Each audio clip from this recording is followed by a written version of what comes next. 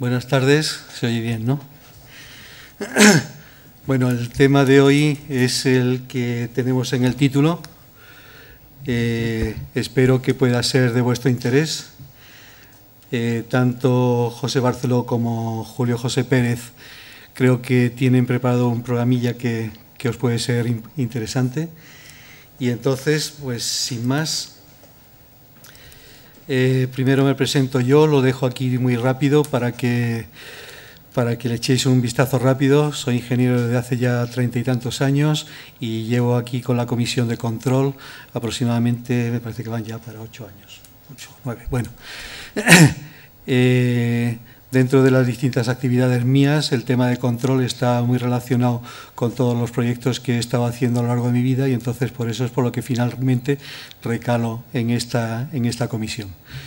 Voy a pasar, no me doy yo más importancia, creo que son más importantes los que van a hacer la ponencia y previamente quería resumir lo que son las actividades de la Comisión de Control y Comunicaciones. Tampoco las voy a leer para intentar ser lo más escueto posible, pero sí que las vayáis viendo vosotros a medida que yo hablo. ¿Por qué? Porque en este momento en la comisión somos efectivamente 6 personas que estamos en ella en lo que son los trabajos de las cosas que hacemos.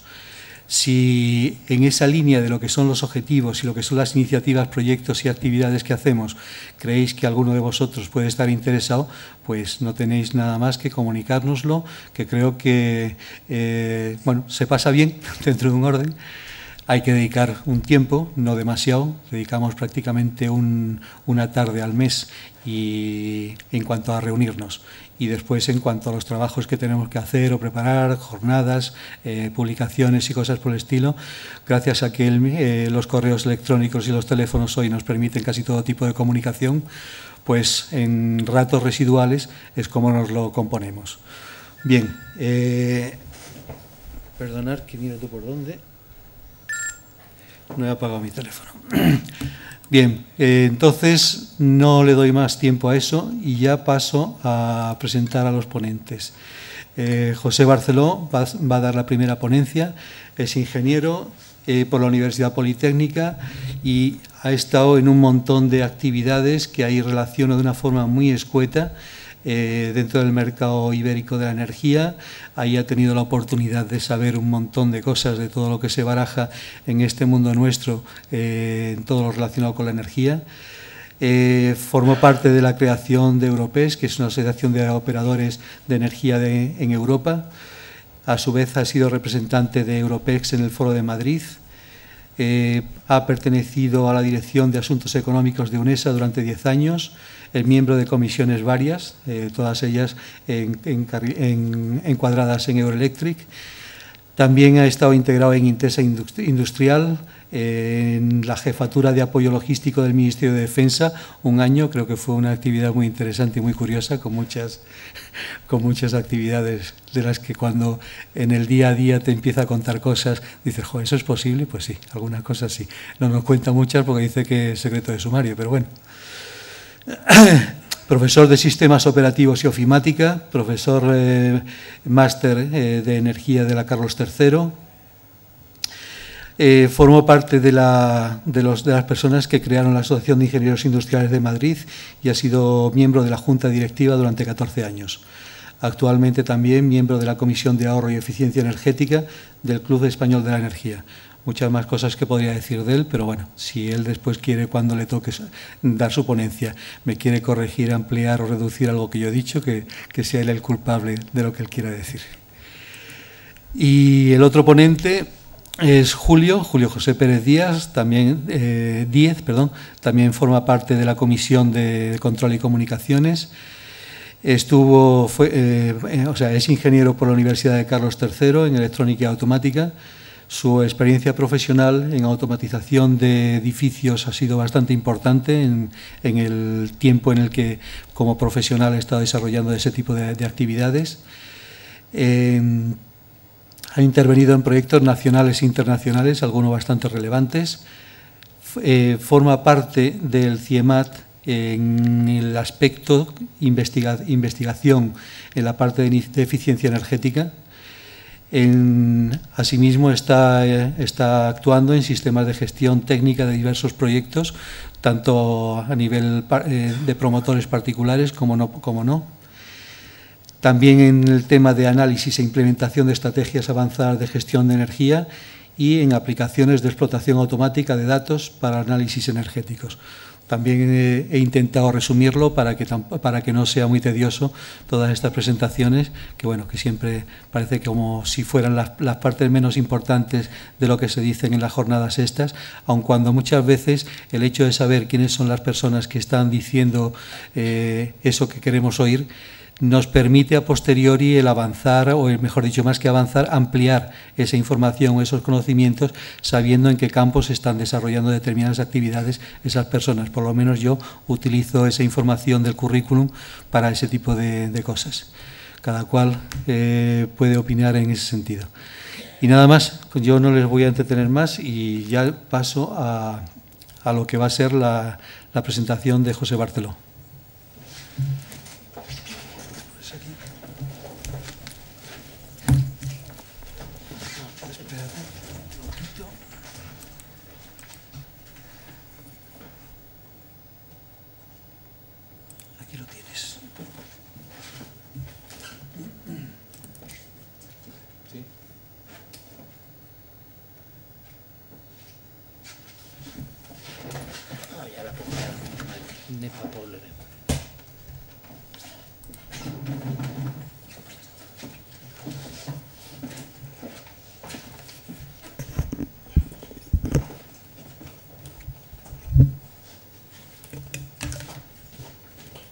Buenas tardes a todos. Muchas gracias en primer lugar al colegio por permitirnos, digamos, estar aquí compartiendo un rato con vosotros en un momento pues que parece casi histórico. Este fin de semana han ocurrido un montoncillo de cosas y sobre todo si completamos con el día de hoy, que tenemos nuevo presidente en la Comunidad de Madrid. Además de eso, pues se ha aprobado pues alguna directiva, porque aquí de título teníamos normativas y directrices europeas actuales y futuras, y tenemos el privilegio de que la futura la tenemos aprobada del viernes pasado. Y además, pues el Consejo de Ministros pues nos ha publicado, digamos, el Consejo de Ministros nos ha aprobado una nueva ordenanza que, si yo no me equivoco, y voy a volverlo a comprobar porque estas cosas a veces las carga el diablo, no han sido publicadas ni el sábado ni el domingo en el Boletín Oficial del Estado. No lo sé. Yo no los...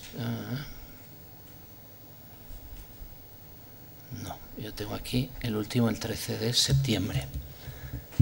Entonces no tenemos nada. A lo mejor alguno me contradice y no me ha llegado. Entonces, dentro de eso, pues vamos a hablar un poco de generalidades, normativa, tecnología y actuaciones. Esto es la Comisión de Sistemas de Control y Comunicaciones un poco.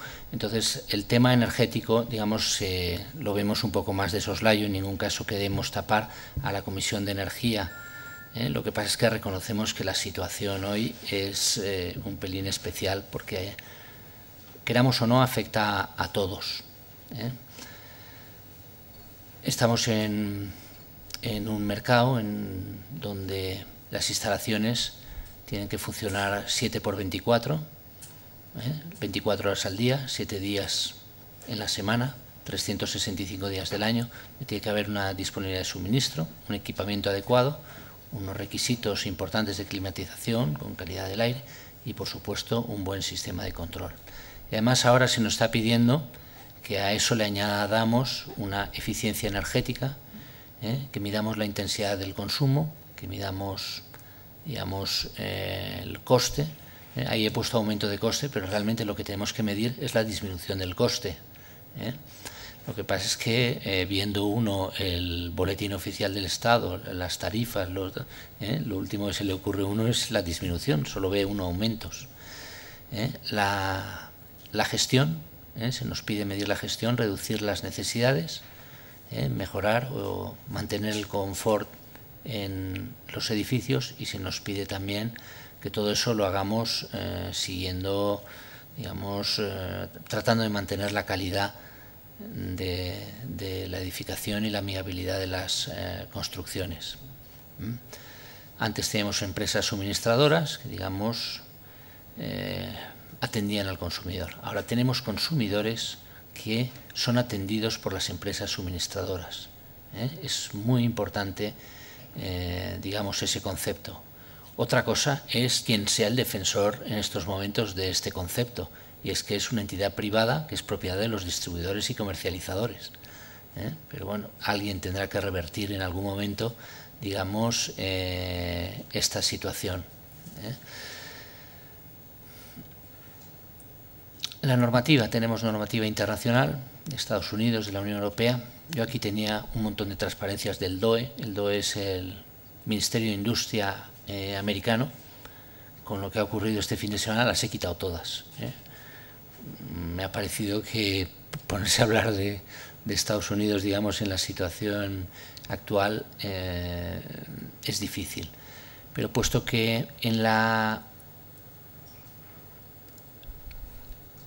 Comisión de Sistemas de Control nos tenemos que fijar en el control, en estos momentos en Estados Unidos, que yo creo que es pionero en esto, nos encontramos con que la empresa líder en el sector, la que tiene más referencias, tiene en el mercado más referencias que la suma de todas las referencias que tienen las europeas, para que nos hagamos una idea.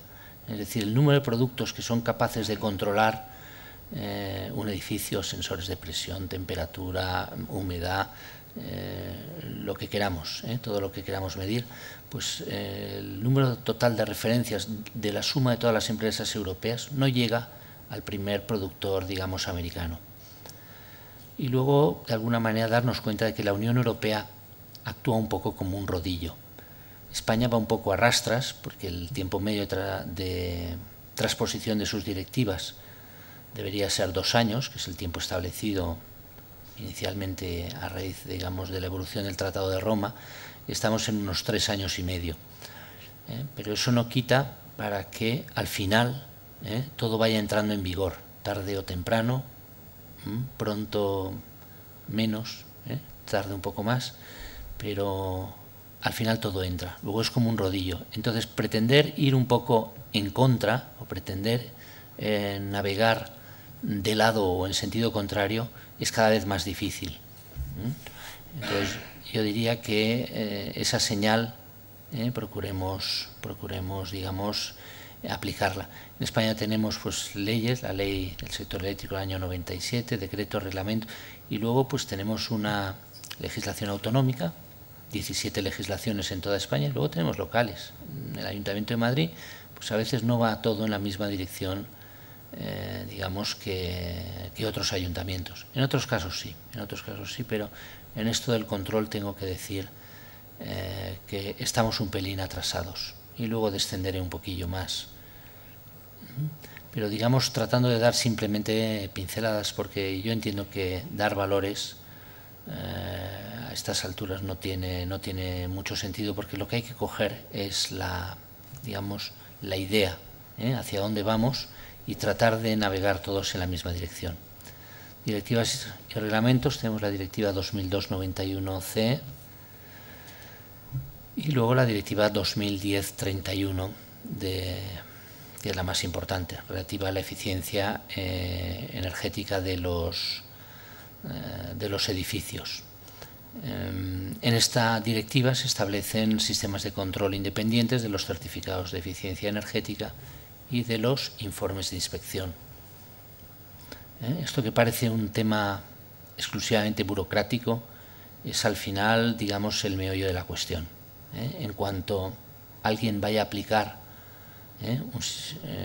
un sistema de control independiente y el que emite el certificado de eficiencia energética no es el mismo y no tiene nada que ver, y además cobra de un organismo diferente o cobra de una... ya no coinciden. Ya no vale lo que estamos a veces acostumbrados. Oye, yo te pago como auditor siempre que me hagas una auditoría limpia. Yo te pago... digamos,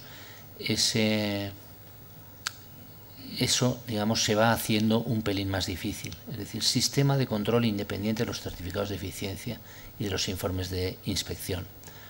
Luego tenemos el reglamento delegado de la Comisión de 16 de enero de 2012, complementa la directiva relativo a la eficiencia energética de edificios, estableciendo un marco metodológico comparativo para calcular los niveles de rentabilidad de los requisitos mínimos de eficiencia energética en los edificios y sus elementos. Y por último, las directrices estas que acompañan al reglamento delegado 244, pues en la misma línea. Entonces, las directivas son de obligada transposición para los países miembros. El tiempo de transposición es de 2 años. ¿Y qué pasa a los 2 años? A los 2 años lo que pasa es que el país tiene que haberla traspuesto. El país a veces no la tiene traspuesta, pero nosotros somos usuarios finales y la podemos reclamar. Y cada vez hay más ciudadanos o más entidades o más empresas o incluso más ayuntamientos que la reclaman. Entonces hay que cumplirlas aunque no estén traspuestas, porque son de obligado cumplimiento para los ciudadanos de la Unión Europea. Luego al país ya se le dirá que se ha retrasado en ponerla, pero se pueden exigir derechos y obligaciones a los 2 años. De todas maneras, en particular, me parece que esta directiva se le ha puesto se le ha puesto un tiempo menor a los 2 años. Y luego las directrices que se llaman guidelines, empezamos ya a acostumbrarnos a ellas, no existían antes y son como la opinión que tiene la Unión Europea de cómo debería llevarse a la práctica, digamos, la eficiencia energética de los edificios. Que no nos fijemos solo en lo que pone la letra, sino también en el espíritu, de tal manera que lo que se trata es de ahorrar, de consumir menos, de ser más eficientes, de que las emisiones de gases de efecto invernadero disminuyan, de que el confort se mantenga, de que estemos en una situación más de un crecimiento sostenible. La producción se haga a través, en la medida de lo posible, de energías renovables o energías con una menor intensidad en el consumo de carbono. Entonces, esa es la idea. Y lo importante, diciendo, bueno, si en España hacemos con la nueva ley un edificio y hay que remodelarlo, bueno, lo que no se tiene que ver es que el edificio es una gran obra, sino que vamos a hacerlo todo por pasitos pequeños y ya al final, no, si usted va a pensar en renovar el edificio completo o ha pensado en renovar más del 50%, tiene unas obligaciones. Y entonces el andar buscando el no hacer lo que manda la ley no es correcto. Hay que intentar, digamos, corregir la actitud, corregir la dirección, digamos, para que todos naveguemos en el mismo barco y en la misma dirección. Y esta es la sorpresa que tenemos, digamos, de este fin de semana, ¿no? En 2009 la dependencia energética se aproximaba al 50%, siendo un 94% para el petróleo. La energía produce un 74% de las emisiones de gases de efecto invernadero. Y en 2008 se fijaron 3 objetivos por parte de la Unión Europea, que era el aumentar la competitividad, reducir la dependencia del exterior de la Unión Europea y disminuir las emisiones, lo que todos conocéis con el 20-20-20. Los 2 primeros bien, pero el último va fatal, o iba fatal, y la Unión Europea ha considerado que hay que reducir también el consumo energético. Entonces se ha propuesto un impulso a través de la Directiva Europea de Eficiencia Energética, que se centra en los 2 grandes sectores con más potencial económico para el ahorro energético, el sector residencial y el sector energético. Entonces, el sector residencial quiere decir que no nos lo tenemos que tomar en serio, que hay que ir no solo frente a la edificación nueva, sino a la edificación existente, tratando de mejorar, digamos, sus consumos y reduciéndolos de forma significativa. Pero no nos conformemos con el 20% que aquí se exige, porque este 20% es la media, no es el resultado final. El resultado final, yo creo que nos hablará Julio José después, es que en el 2018, digamos, todo vaya para todos. Tenemos por otra parte la subida de la electricidad que nos ha anunciado el Gobierno este fin de semana, el 6% de los ingresos de todas las empresas con tecnologías de generación eléctrica, pues hay que aumentan los impuestos. Y esto no es solo, como me dijo alguien anteayer, me dijo, esto es para Endesa, Iberdrola, no sé cuánto, esto es para las 700 empresas generadoras que hay en estos momentos en España. Un impuesto especial para las centrales nucleares, el canon del 22% para la producción hidroeléctrica, el impuesto especial de 1 céntimo verde para gas natural, carbón y fuel oil, y luego repartir la factura de los problemas del sector entre las empresas, los usuarios y la administración. Y para que nos hagamos una idea de qué estamos hablando, si esto inmediatamente hubiera que pagarlo todo, este año no, tal y como se ha calculado, en los próximos 365 días, es decir, en un año completo, pues implicaría una subida del recibo de la luz de nada menos que el 43%. Entonces, en un añito ya lo habíamos pagado. Los 18.000 millones que son un poco menos, 15.000 millones digamos, de tarifa de acceso, pues iría, digamos, habría que subirlo. Y esto ha ido. Entonces esta es la reseña un poco, porque yo creo que no ha salido en el boletín oficial del Estado, y yo no quería. El borrador parece que tiene algunas modificaciones sustanciales que no se van a implementar, por lo menos en un concepto importante, entonces me he limitado a la nota del Consejo. Impuestos sobre la producción de residuos radiactivos resultantes de la generación de energía nuclear, pues el tipo es de 2.190 euros kilo del U2 o 6, y luego se ha eliminado definitivamente, y como sabéis, la central nuclear de Garoña, que decían unos que si se iba a reactivar, que si no. Y decisión de las empresas eléctricas. Es de la primera generación, igual que Zorita y Vandellós 1, y por tanto ya todo el mundo que sabe un poco de esto sabe que emitía, que el caparazón que tiene pues no emite la misma radiación que las de las nuevas tecnologías, las del siguiente generación, sino que emitía significativamente pues varias veces más. Impuestos sobre el almacenamiento de residuos radiactivos. Sustituirá los actuales impuestos de las comunidades autónomas sobre esta materia con el fin de dar coherencia y uniformidad a los mismos. Esto ya había pasado en el pasado, como algunos de los que estéis más interesados en estos temas, pues ya había pasado con el suministro, el TIEPI, el famoso tiempo de interrupción equivalente de potencia instalada, de potencia interrumpida. Y ese tiempo pues empezó Cataluña diciendo el mío la mitad que el nacional. Claro, vino otro después y dijo a mí la mitad de la mitad, y al otro la mitad de la mitad de la mitad, y claro, pues al final o los unificas todos si la tarifa es única, o si no, no puedes mantenerlo. Y luego unifica los hechos imponibles que graban las comunidades autónomas. El canon que os he comentado, la generación hidroeléctrica, el 22%, el céntimo verde del gas natural, puesto en céntimos de euro metro cúbico de gas, normal de gas, creo que sea 27 grados centígrados. Céntimo verde al carbón, 14,97 euros tonelada, céntimo verde al fuel oil y al gasóleo, son 12 euros tonelada de fuel y 29,15 euros metro cúbico de gasóleo, y impuestos sobre la venta de energía eléctrica. Es un tributo estatal de carácter directo y real. La base imponible está constituida por los ingresos totales percibidos, que es el mercado, el precio de OMIE, más en su caso la prima, según la tecnología de la que estemos hablando. Eso quiere decir que afecta absolutamente a toda la generación. El tipo de ad valorem es del 6% sobre los ingresos de cada una de las instalaciones. ¿Y con esto se consigue el 46% de subida? No. Con esto se escalona, pero digamos, hay esperanzas de entrar en una senda donde ya no haya déficit.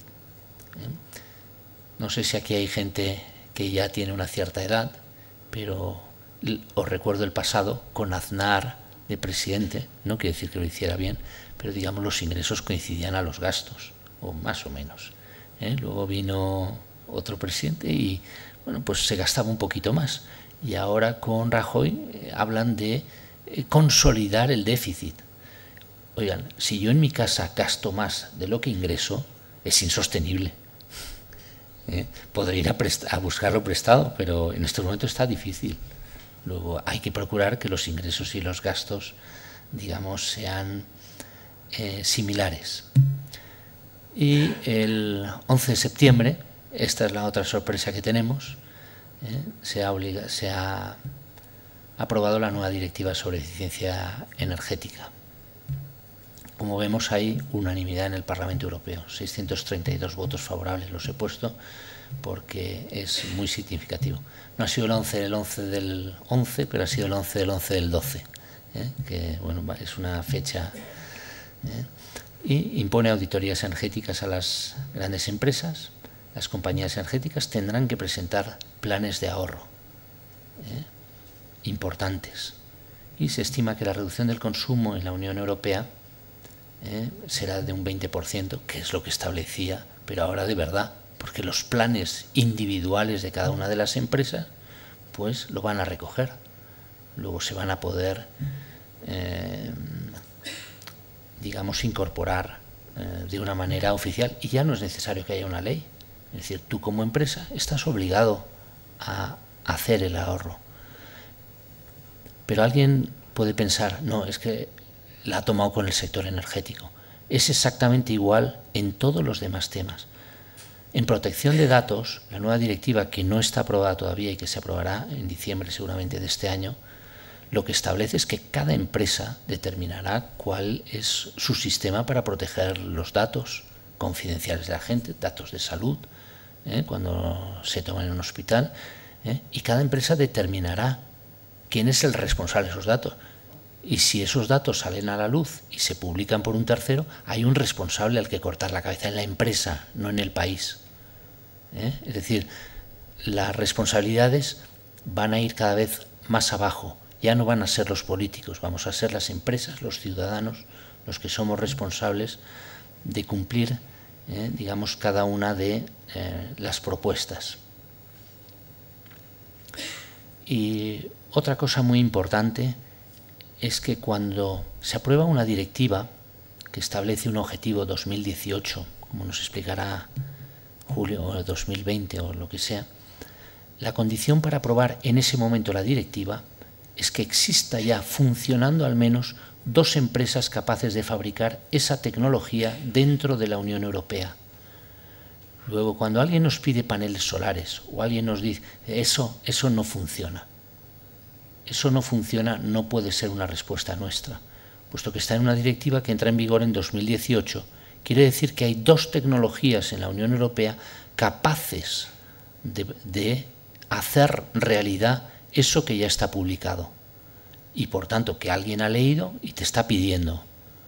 Luego, por nuestra parte, tenemos que hacer un esfuerzo para ver quiénes son esas empresas y no crearnos un San Benito. No, eso no es posible, si eso se lo han puesto al vecino y no funciona. Si eso, hay que ser conscientes del lugar que ocupamos y de hasta dónde podemos llegar y hasta dónde podemos exigir.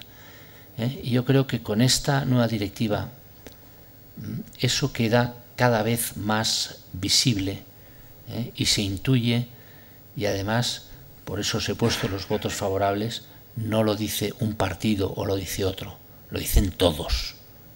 Bueno, hay 25, pero bueno, todos sabemos que es dificilísimo poner, pero 632 contra 25, digamos, son muchos votos, y tenemos que pensar que estamos remando en la misma dirección. Entonces, esta directiva nos la debíamos tomar un pelín en serio, pero no para el año 18, para ahora.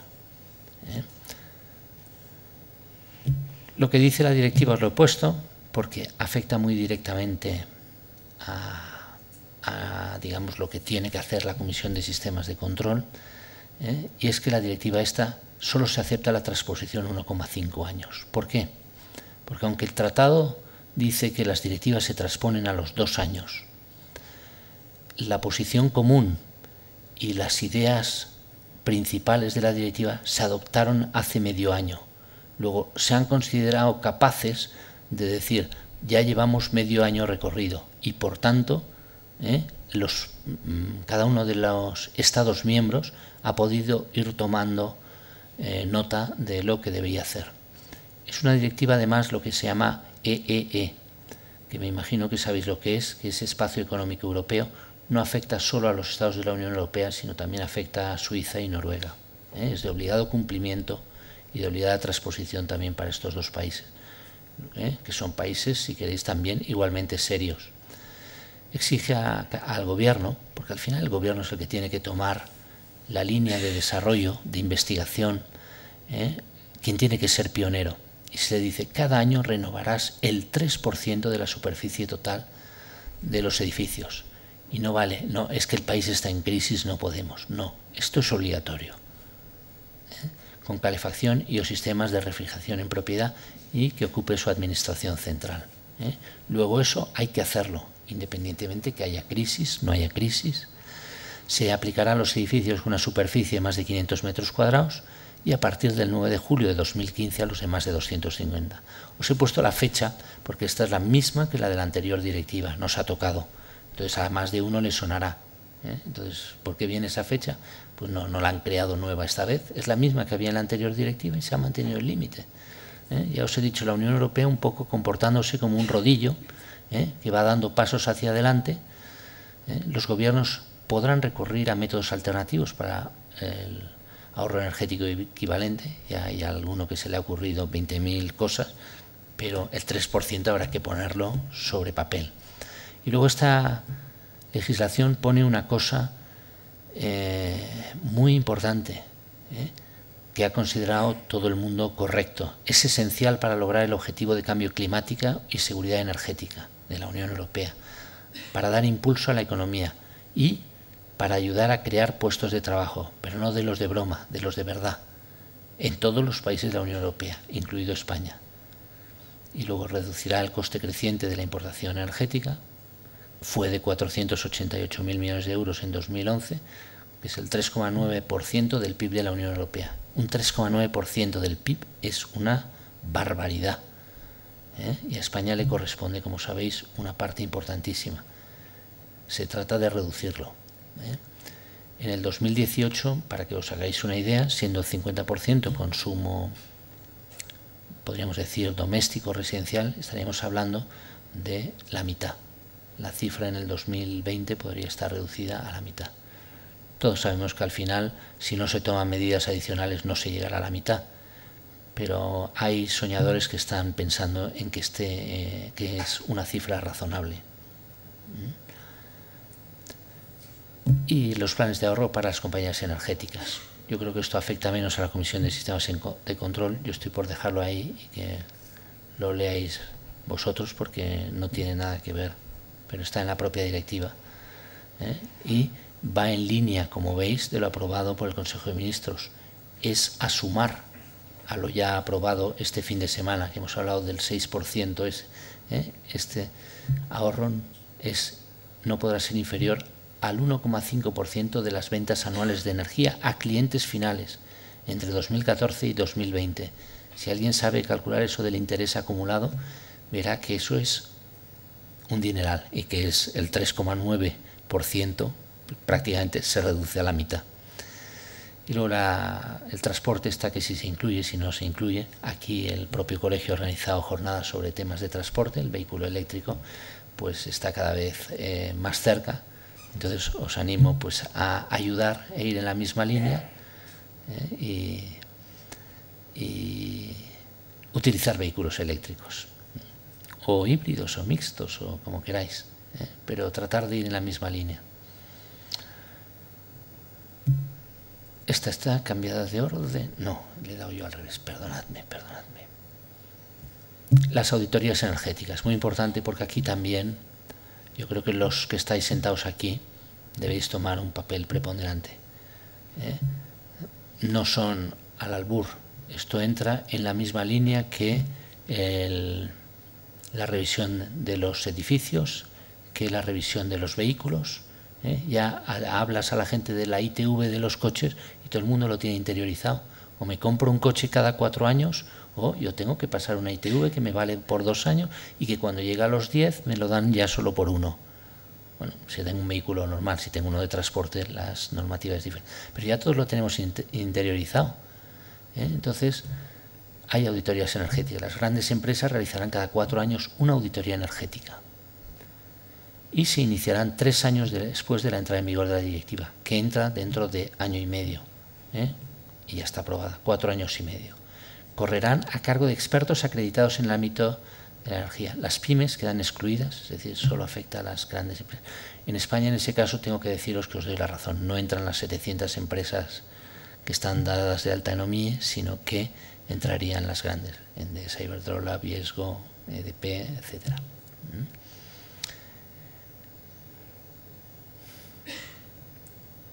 Y la financiación. Sin dinero no se puede hacer nada. Entonces, la directiva anima a los Estados miembros y a las regiones. Las regiones es como ha dividido un poco la Unión Europea, los países para el tratamiento, pues, por ejemplo, de precios o del desarrollo de líneas de transporte, tanto eléctricas como de otro tipo de infraestructuras. Hacer un uso pleno del Fondo Estructural y el Fondo de Cohesión para incentivar la inversión en medidas de eficiencia energética. Y luego el Fondo Europeo Agrícola y el de Eficiencia Energética que se creó recién también servirán para costear las medidas de ahorro energético contempladas. Y los países deben fomentar el empleo de estos y otros mecanismos de financiación, o sea que no son únicos. Desde a partir de aquí, pues surgirán proyectos, pues que podríamos decir autofinanciados, de tal manera que el dinero se recupere a lo largo del periodo de inversión. Tecnologías primarias, actuaciones. Aquí es lo único que os he dejado americano, es la única transparencia que han mantenido los americanos, que son un magnífico ejemplo. El Solar Decathlon, me imagino que algunos sabéis lo que es, yo os lo cuento, es muy simple. Consiste en crear una vivienda sostenible, una vivienda las que la directiva exige a partir del año 2018, que sean todas las nuevas. Fijaros, en Estados Unidos en el 2002 ya existía la tecnología y competían. Luego, 16 años después, es de obligado cumplimiento. Entonces, consistía en crear viviendas 100%, digamos, sostenibles, todo por renovables. Y se empezó en el año 2002, en el 2005 y luego ya cada 2 años. 5, 7, 9, 11, 13, y se realiza en los Estados Unidos, auspiciado por el Ministerio de Industria americano. En España se anticipó un poquillo a este tipo de actuaciones, vio que tenía que hacer algo y firmó un acuerdo con el Ministerio de Industria americano, que se aprobó, se firmó el 18 de octubre de 2007, y entonces en junio de 2010 se celebró el primer Solar Decathlon Europe. Y ahí pues se presentaron una serie de edificios, no sé si alguno de vosotros estuvo ahí viéndolos, todos sostenibles. Fueron muchos entusiastas, algunos sentados aquí, y se les pusieron unas lágrimas como no he visto yo en mi vida. Se les ocurrió presentarse sin ninguna patente. A los 3 meses todos los países que habían participado en el Solar Decathlon eran propietarios de las patentes españolas, que no existían, es decir, no es que eran propietarios, habían patentado los productos españoles. A nadie se le ocurrió, de los representantes españoles, con esas magníficas ideas, patentar ninguna, ni de control, ni de iluminación, ni de refrigeración, ni de calefacción. Nos las pillaron todas. Y esto pues no podía ser así. Y ahora, del 13 al 27 de septiembre del 2012, volvéis a tener el Solar Decathlon Europe aquí en Madrid. Todos los españoles van con todos los productos novedosos patentados. Por primera vez vamos a hacer negocio de los sistemas de control. Ya era hora, ya era hora. El Departamento el Ministerio de Industria americano ha llegado ya a un acuerdo con China y ya va a haber un Solar Decathlon en China en el año 2013. Y luego, pues aquí ya hemos organizado el primer encuentro mundial de eficiencia energética en edificios y se celebra aquí en el IFEMA del 21 al 23 de noviembre de 2012. Y os animo que si estáis interesados en estos temas, pues que participéis, porque hay que, digamos, desarrollar productos en esa línea, en el control del edificio, para conseguir, digamos, llegar a los objetivos no españoles, de la Unión Europea, que evidentemente dentro de nada espero que también podamos decir que sean españoles cuando esté convenientemente traspuesto. Estos son los proyectos que se han presentado este año en el Solar Decathlon Europe. Tenemos 3 proyectos españoles, si yo no veo mal, 4 proyectos españoles. Y estas son las votaciones de la gente que los ha ido visitando. Entonces, la puntuación al final podemos decir que andará en unos 3.000, 4.000, depende la cantidad de gente que vaya, y esto se va a mover. Pero bueno, hay un par de españoles o 3 que están muy bien posicionados y que tienen productos. Yo recomendaría utilizarlos y a ellos exportarlos y a vosotros utilizarlos. Y luego lo más importante, ¿dónde estamos? ¿Dónde está esto del control? Pues evidentemente hay una asociación europea de control. Ha habido que crearla, es relativamente nueva, se llama EUBAC, la tenéis ahí. Ha creado estándares para LOM, para Kenex, y tiene elementos, digamos, clave sobre los que están basados. Yo a lo mejor tendría que haber hecho mi conferencia exclusivamente sobre esto, pero yo creo que es más importante a veces posicionarse. Y yo esperaba que aquí con la huelga y con todo aquí no hubiera nadie. Y entonces esto quedara para la historia de la comisión. Y a partir de ahí, pues en la próxima os contáramos, digamos, esto y tuviéramos el salón abarrotado. Entonces este es el siguiente pilar. Entonces yo no me quería, digamos, entretener muchísimo más. Y os cuento, la norma, digamos, que establece es el 15.232. Yo en una conferencia anterior donde di esto, me traje la norma, puse el cuadro, digamos, que cataloga los edificios A, B, C, D, E, y al final dije, mi norma, se la habían llevado. A alguien de la audiencia le había parecido. Y lo importante no es llevarse una norma, que es lo que yo veo que hacemos todos, incluso yo. Lo importante es entrar en la mentalidad de la norma. Entonces, suscribirse a UNE o a DIN o a quien sea, a los ingleses, para tener, digamos, la norma y que te la den a ti, y que además haya un cauce directo que te van informando de las normas que van saliendo, porque esta es la primera, pero sobre esto ya se han construido 40 normas más. Y esas 40 normas son igualmente importantes, porque van desarrollando pequeños trocitos. Tú lo recibes en el correo, dice, justo, esto es lo que yo trato, y la pides. Pero tener las 40 normas no tiene sentido, porque obtienes una foto fija del instante, pero no hacia dónde va o hacia dónde evoluciona esto del control. Es fundamental estar o en una asociación que te informa de las normas que van saliendo, y te van quedando en el correo electrónico los títulos y viendo si tú las necesitas, o si no, esto es obtener la foto fija y es pan para hoy y hambre para mañana, porque a los 2 días pues nos vamos a quedar anticuados. Y lo que hay que tener muy claro, sobre todo en tiempo de crisis, es que hay que sacar trabajo. No se puede estar todo el día aprendiendo. Entonces, las 40 normas, si yo os las cuento aquí, no hay que saberse las 40. Hay que saberse la 15.232 y la que nos aplique. Las demás no tiene pies ni cabeza. ¿Por qué? Pues porque yo me dedico a refrigeración, yo me dedico a control de iluminación, yo me dedico a... y no me dedico a todo.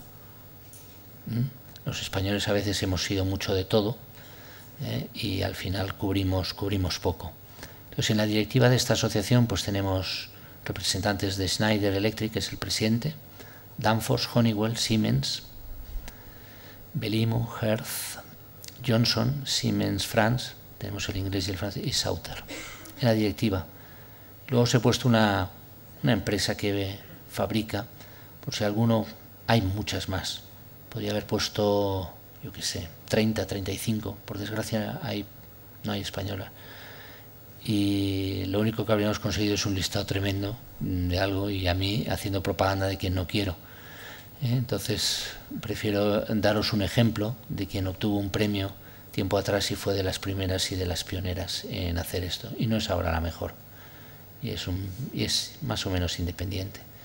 Y en la siguiente transparencia, que es la importante, es quienes participan en este proceso, quienes están metidos. El Belimo, el Broen, el Comap, Danfoss, Deltadore, Frese, GFR, Hafer. Es una pena, no tenemos ningún español, un italiano, Deltadore es el único, y no hay. Y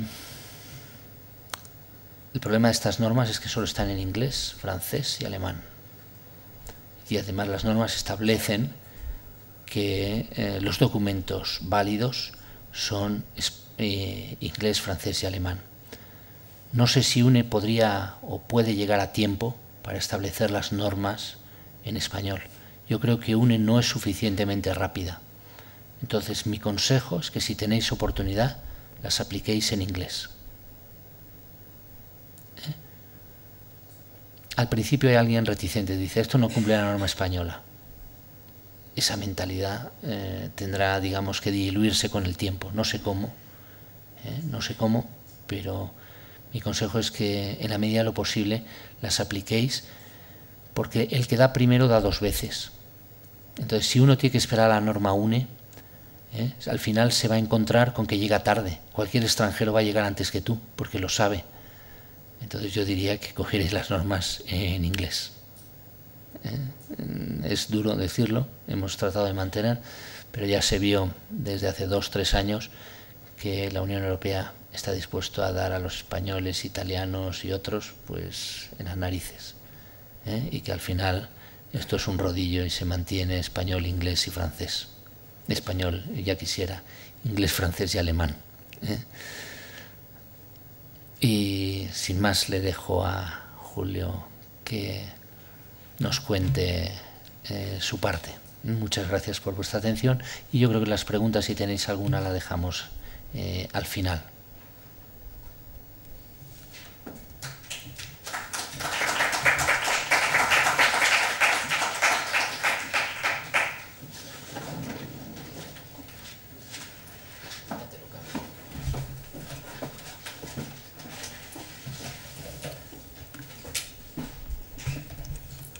Espérate que no veo el puntero.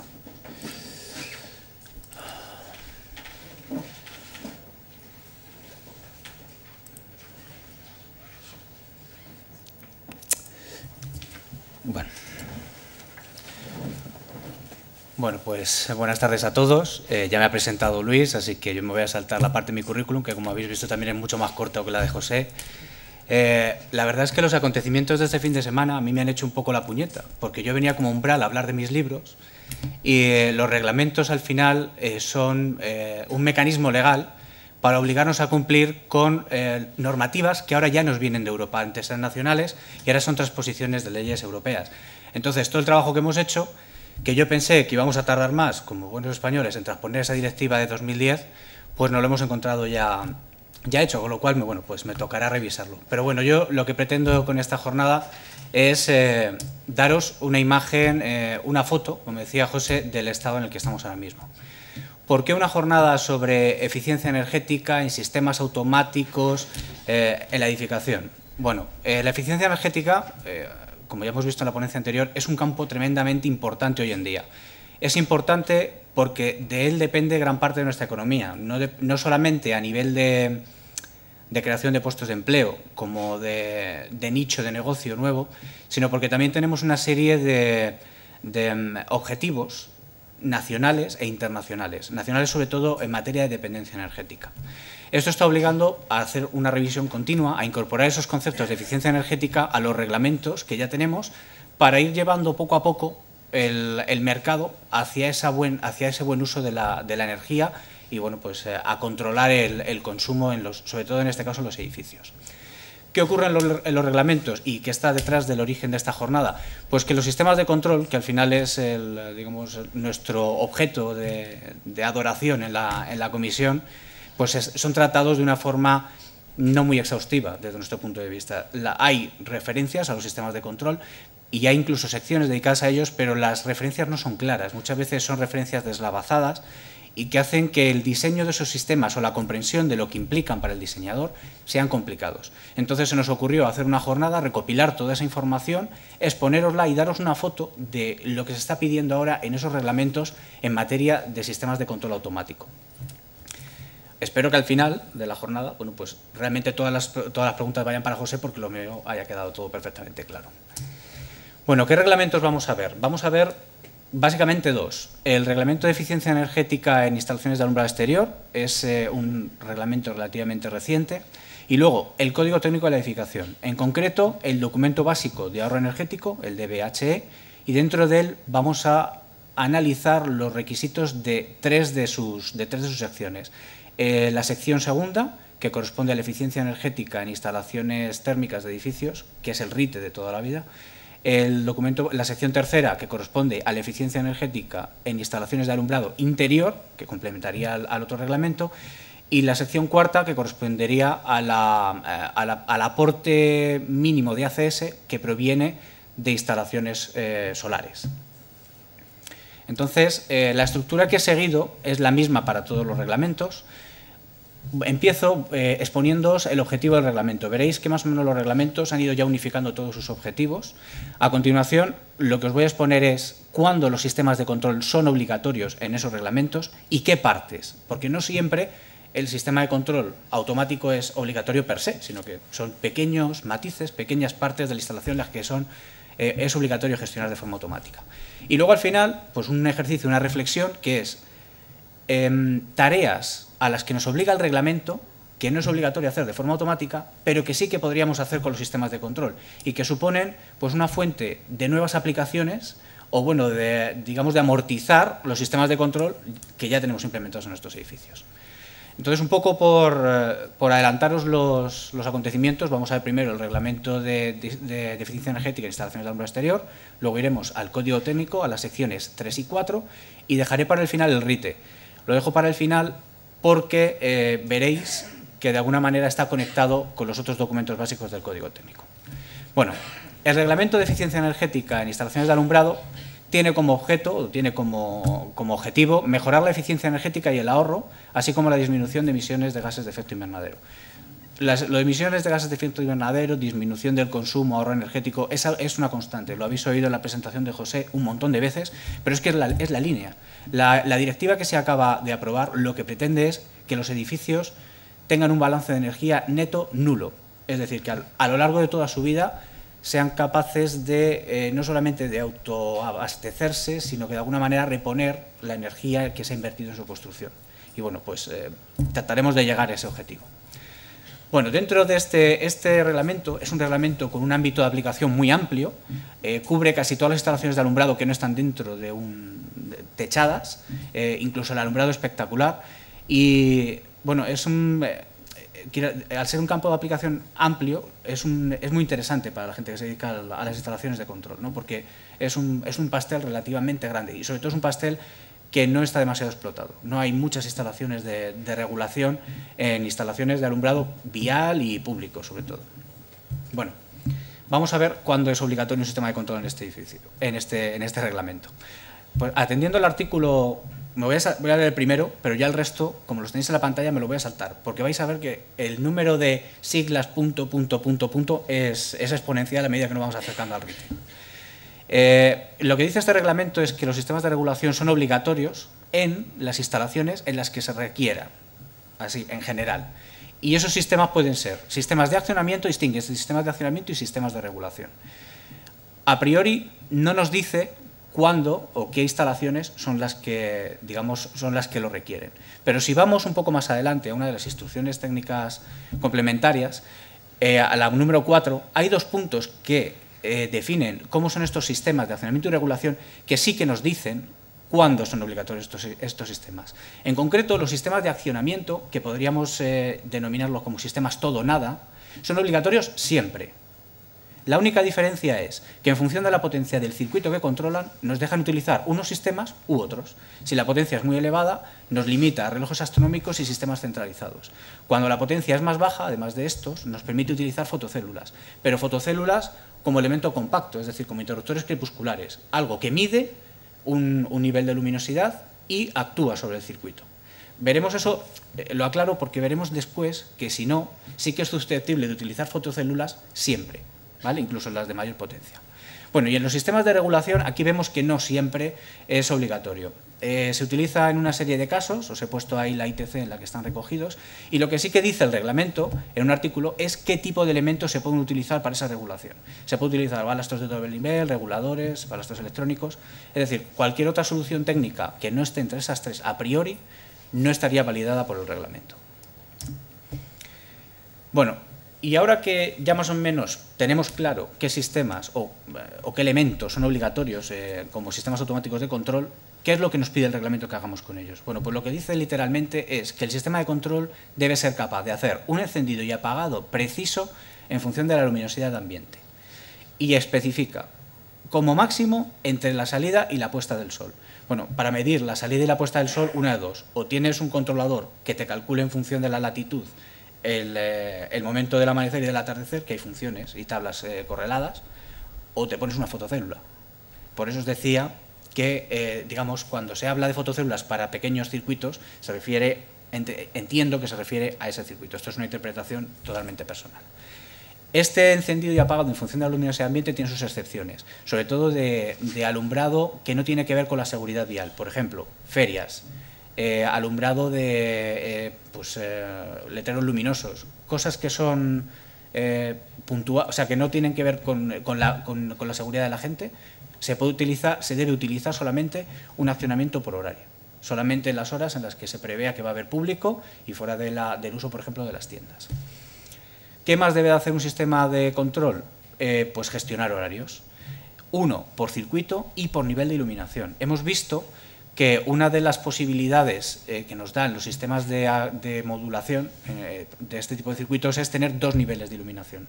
Bueno, pues en este caso lo que te dice el reglamento es que para ese circuito en concreto tienes que tener la posibilidad de programar 2 horarios y 2 horarios que además no se solapen para que tú definas 2 niveles de luminosidad. Además hay tablas para eso, o sea que la verdad es que es un reglamento que está tremendamente bien redactado, es muy muy claro. Y ya que estás gestionando horarios, pues bueno, pues te indican que tienen que tener unas capacidades mínimas. No puede ser un reloj que simplemente tú le pongas un horario y sea el mismo todos los días. La programación debe permitirse, o sea, tiene que poder definirse a nivel de día, de semana, de mes y de año. Los que trabajéis en el mundo de la automatización de edificios, seguramente sabréis que la programación anual y mensual, pues no es sencillo encontrar controladores, por lo menos en España, que hagan esas funciones. Lo que pasa es que se les suele complementar con las capacidades del SCADA. El SCADA sí te permite definir un calendario y, pues en función del calendario, actualizar ese horario semanal que tienen los controladores. Entonces ahí cumpliríamos con esas 2 opciones, o sea, con esos 2 elementos cubriríamos esta necesidad del reglamento. Y por último, la gestión de excepciones, ya que tenemos un calendario anual, pues bueno, pues excepciones puntuales o repetitivas, festivos y cosas así. Bueno, ¿y qué otras aplicaciones podemos extraer para los sistemas de control de este reglamento? Pues en casi todos los reglamentos pasa lo mismo. Tenemos la posibilidad de hacer un seguimiento de los parámetros de diseño. Vamos a encontrar aplicaciones relacionadas con el mantenimiento preventivo de las instalaciones y en este caso concreto, la telegestión de las instalaciones. Voy a empezar por el final porque es una cosa curiosa.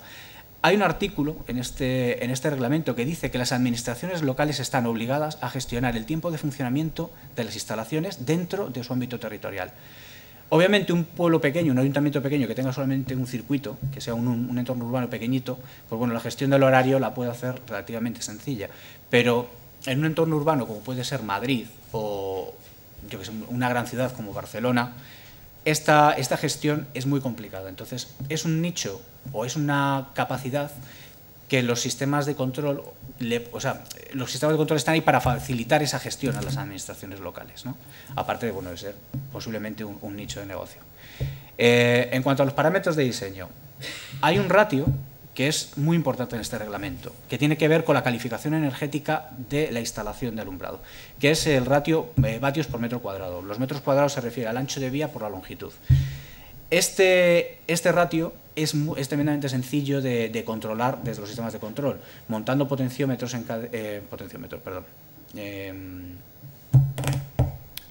analizadores de redes en las cabeceras de los circuitos o batímetros. Pues podemos medir la potencia que está consumiendo la instalación y, bueno, con saber el ancho de vía, que es una constante, o podemos, en función del circuito puede ser una constante, podemos sacar este ratio. ¿Por qué nos interesa controlar este ratio? Pues porque este ratio nos lo van a vigilar en las inspecciones intermedias. Es decir, este ratio se valida para dar el ok a la puesta en marcha de la instalación y luego, cuando hay inspecciones periódicas, lo vuelven a revisar. Entonces, el hacer una vigilancia desde el inicio de este ratio supone poder anticipar el resultado de esa inspección y, de alguna manera, pues evitar una sanción administrativa o que nos pare, no tengamos un apercibimiento o lo que sea. Y otra cosa que podemos hacer dentro de los parámetros de diseño, y además es obligatorio, es hacer un análisis energético, un análisis del consumo energético anual. El reglamento dice que una vez al año es obligatorio hacer este análisis. Y además, ese análisis hay que mantenerlo, hay que guardarlo. El titular de la instalación debe guardarlo durante 5 años. Bueno, pues si tenemos un sistema de control que está tomando esas medidas, que nos hace ese balance y lo almacena en una base de datos, todo ese trabajo de recopilación lo tenemos de alguna manera tremendamente facilitado. En cuanto al mantenimiento preventivo, algo de lo que se puede hacer de lo que se pide en el reglamento es el control de las horas de funcionamiento de los circuitos de alumbrado. Existe en el reglamento un límite para un ratio determinado para las horas de funcionamiento de un circuito. Esto quiere decir que cuanto más eficiente es un circuito, menos vatios metro cuadrado utiliza, más horas puede estar en funcionamiento. Obviamente, si estamos hablando de un alumbrado vial, cuando llegas al límite no lo apagas. Eso sería una locura. Pero lo que sí te vale es para revisar y para darte cuenta de que estás fuera de la normativa y pues acometer mejoras o ajustes en las luminarias o en las lámparas de esos circuitos en concreto. También se puede hacer a la inversa. Bueno, digamos que a partir del factor de mantenimiento, el tipo de lámparas, hay una serie de tablas que se pueden programar, no tienen demasiados valores, y a partir de ellos lo que se puede sacar es el número de horas a partir de la cual hay que hacer la sustitución de las luminarias. Entonces se pueden generar eventos que le lleguen a los equipos de mantenimiento y de alguna manera pues alimentar un sistema de mantenimiento preventivo pues que tengan implementado.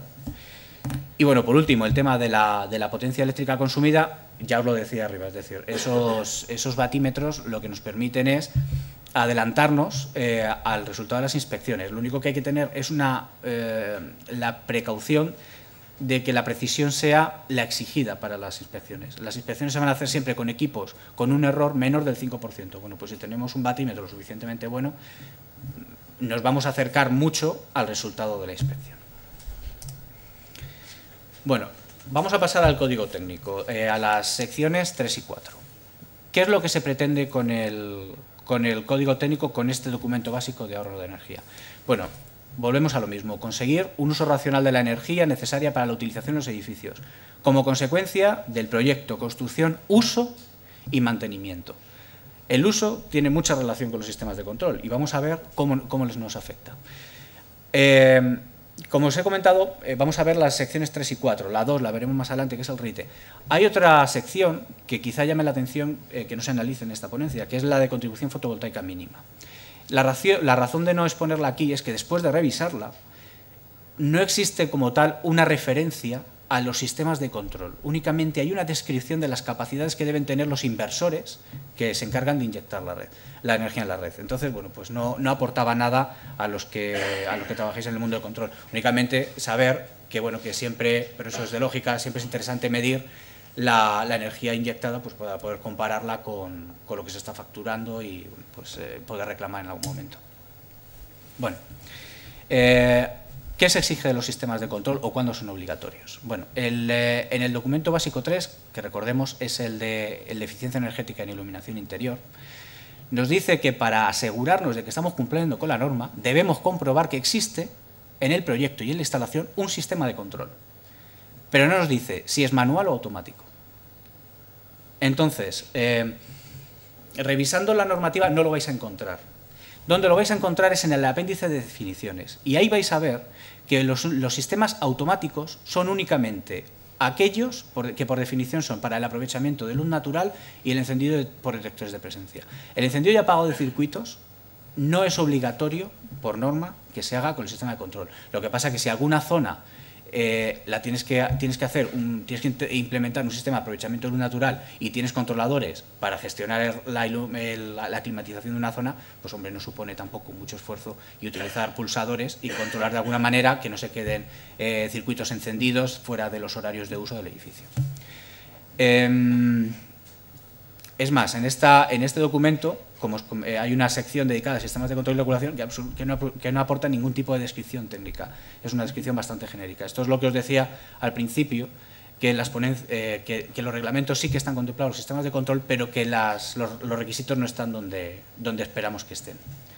Bueno, en el apéndice A, en el que os decía que está la definición de los sistemas de aprovechamiento de luz, vais a ver también qué tipos de control se pueden hacer con cada uno de ellos y bueno, qué partes, algunas de las partes de forma general que lo componen.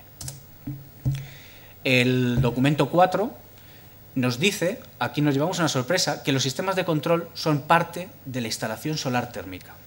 Al ser parte de la instalación solar térmica, supone que siempre que sea obligatorio hacer una instalación solar térmica para la producción de ACS, debe ir un sistema de control. Obviamente, solamente debe ir el sistema de control que gestione los elementos de la instalación solar térmica. No nos pide que lo ampliemos, pero sí nos dice que es obligatorio ese elemento. ¿Y cuándo más hay que instalar sistemas de control automático? Bueno, pues en los casos en los que vienen recogidos en el punto de protección contra quemaduras, que se refiere pues, a los circuitos de consumo de ACS. Que lo que nos pide es que instalemos algún tipo de sistema que asegure que la temperatura en el circuito no pase de 60 grados. Paréntesis, cuando no estemos haciendo el tratamiento antilegionela por tratamientos de estrés térmico. ¿Qué funciones tenemos en este documento para los sistemas de control? Pues casi todas están recogidas en un único punto.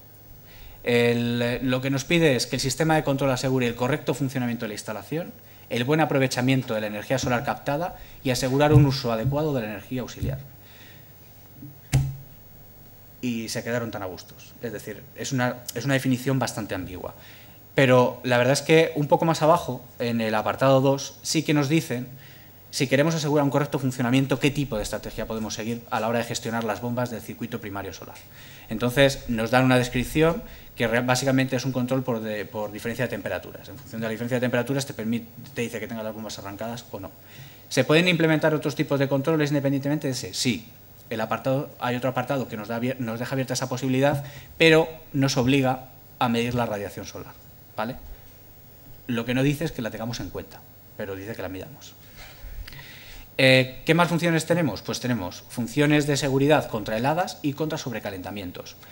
Y obviamente, pongo ahí en pequeñito, la de vigilar la temperatura del ACS en consumo, que lo hemos visto más arriba. La protección contra heladas también ocurre algo curioso. Analizando el punto, nos relatan las bondades de aumentar el aislamiento de las tuberías expuestas a la intemperie, que es necesario añadir glicol, creo que dice aditivos químicos, pero no dice nada más. Entonces, ¿para qué puñetas lo ponemos como una función del sistema de control? Para deducir qué función tiene el sistema de control en este tipo de protecciones, nos tenemos que ir al RITE. En el RITE existe un punto, que lo veremos más adelante, que se dedica precisamente de la protección contra bajas temperaturas, que admite la circulación forzada de bombas como un mecanismo de protección contra heladas. Y entonces, como hay un apartado de esta protección que nos dice, se pueden utilizar otros sistemas, aparte del aislamiento y la adición de glicol, siempre y cuando sean aceptados por la administración competente. El RITE es un reglamento oficial, aceptado por todas las administraciones, que yo sepa. Con lo cual, pues bueno, eso nos abre la puerta a hacer la protección de los circuitos de producción de ACS por solar, pues mediante la circulación forzada de bombas.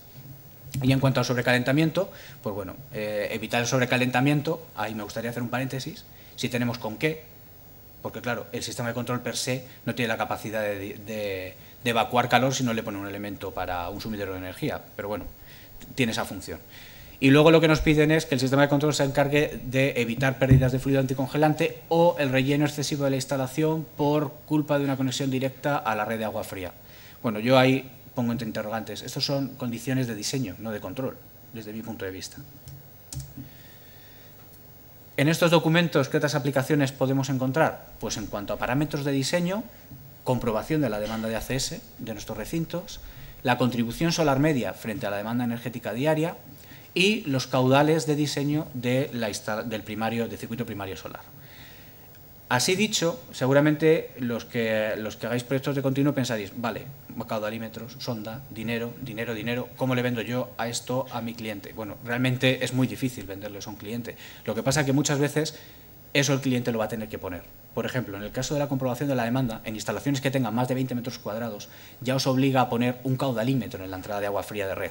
Con lo cual, si ya tenéis un caudalímetro, podéis poner un caudalímetro que se integre en el sistema de control y a partir de esos datos validar los datos de demanda y en función de esa demanda incluso ajustar pues, el funcionamiento de vuestra instalación.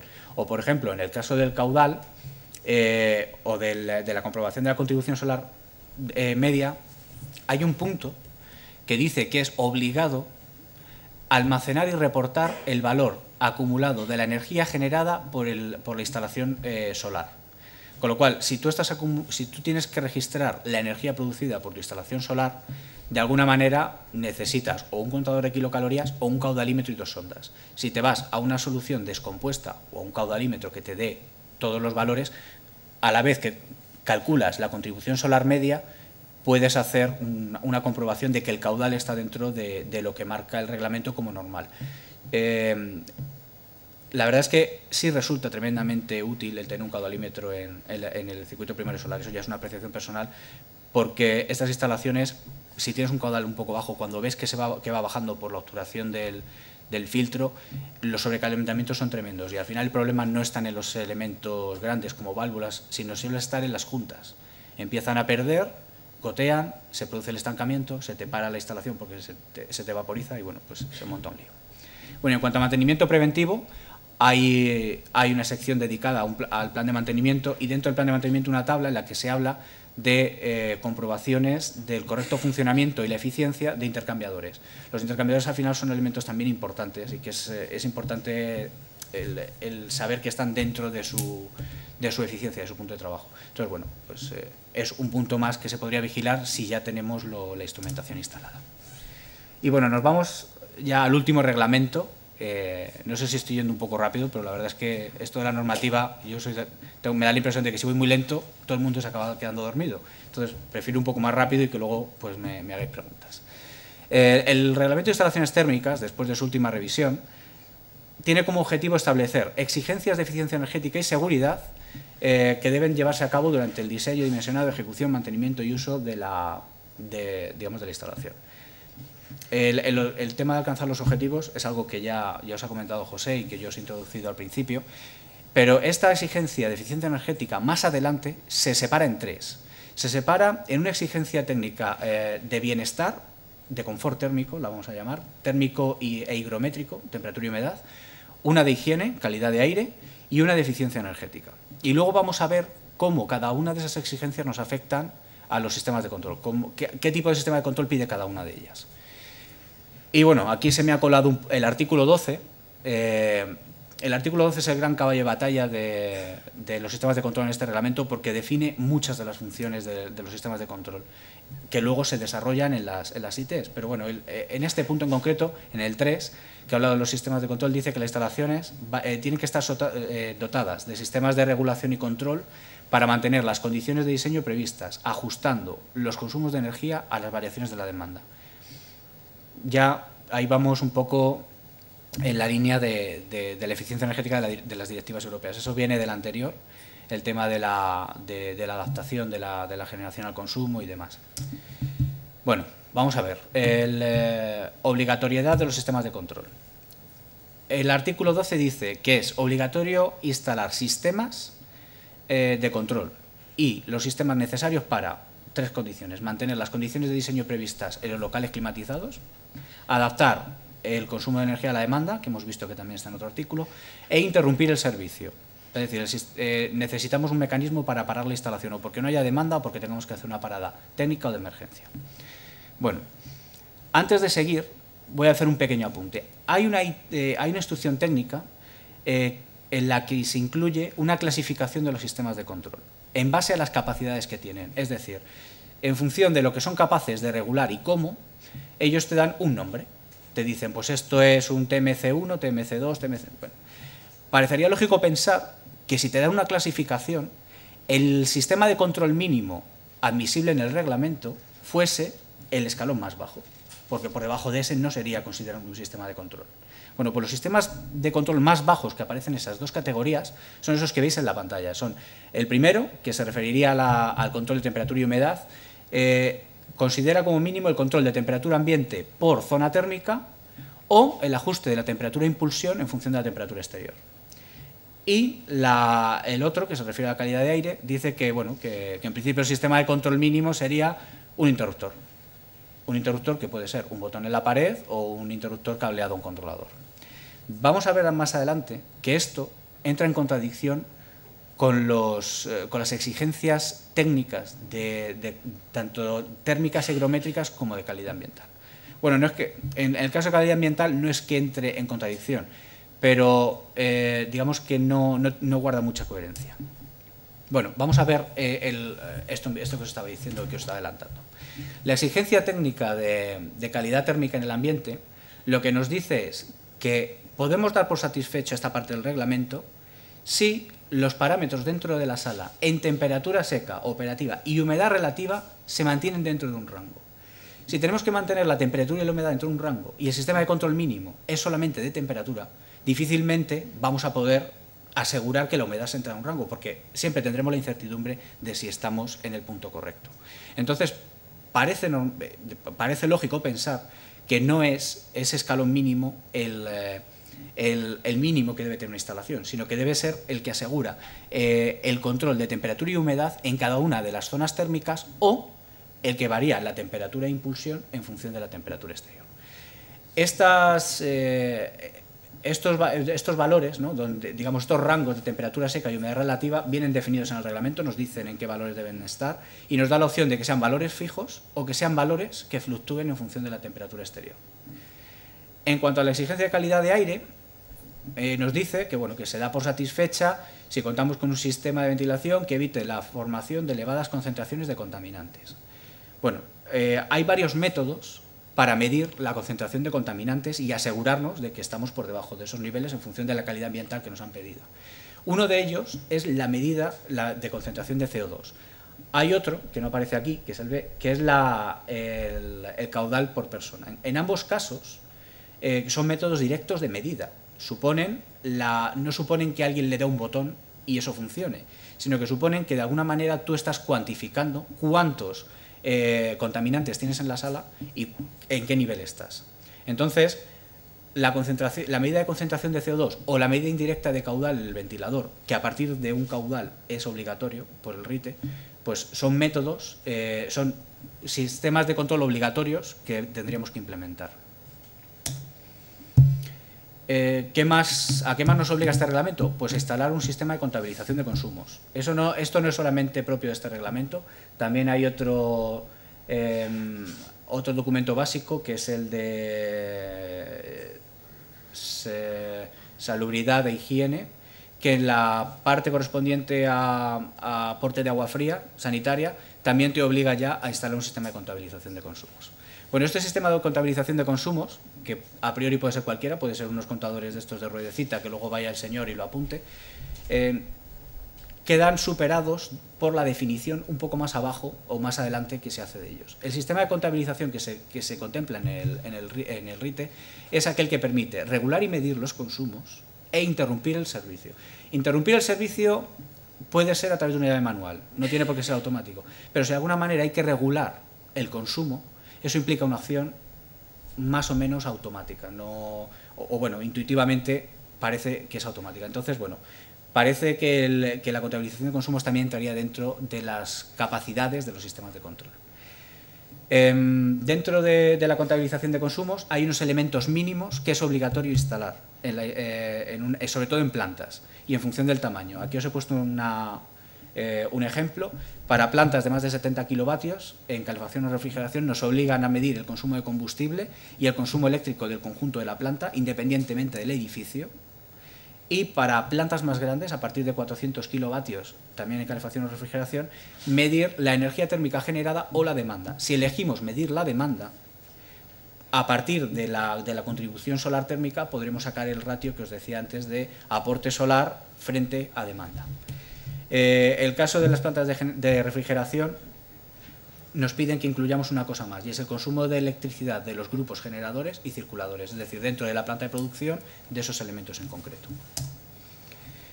Bueno, ¿qué más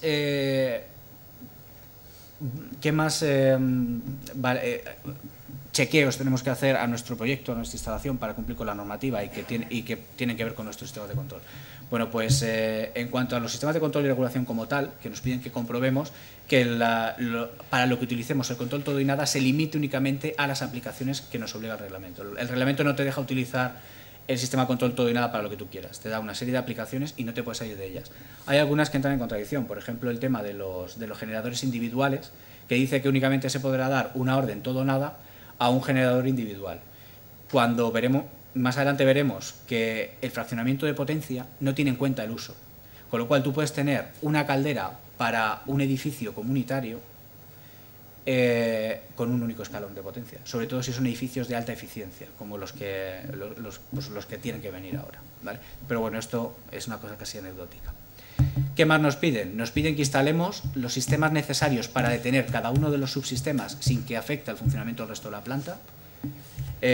Y, bueno, pues por último, todo lo que tiene que ver con las instalaciones centralizadas de preparación de ACS, que ahí sí que nos dan el equipamiento mínimo detallado y además nos dicen cómo debemos operarlo. Al igual que hacía en el DBH4, que hemos visto que nos daban instrucciones de cómo operar las bombas y nos decían, bueno, pues dónde tienen que ir las sondas y qué sondas tienen que ir. Más comprobaciones. En generación de calor, el reglamento nos obliga a fraccionar la potencia desde escalones a regulación. Eso es algo que tiene que gestionar el sistema de control, o al menos la habilitación. Y lo bueno es que, aunque nos dice que tenemos que fraccionar, también nos dice cómo tenemos que gestionar ese fraccionamiento. Hay un punto que nos da pistas y nos dice, bueno, pues si en función de la demanda tu generador se comporta de esta manera, tienes que hacerlo así, y si funciona de manera contraria, pues de la otra. Esas recomendaciones valen tanto para frío como para calor. En frío nos piden que mantengamos la temperatura salida de la planta constante, eso sí que supone una acción concreta del sistema de control. Y también nos piden para las máquinas frigoríficas enfriadas por agua o condensador evaporativo que hagamos una gestión de los ventiladores o bien por etapas o bien mediante variadores de frecuencia en función de la carga o de la temperatura de volumen húmedo.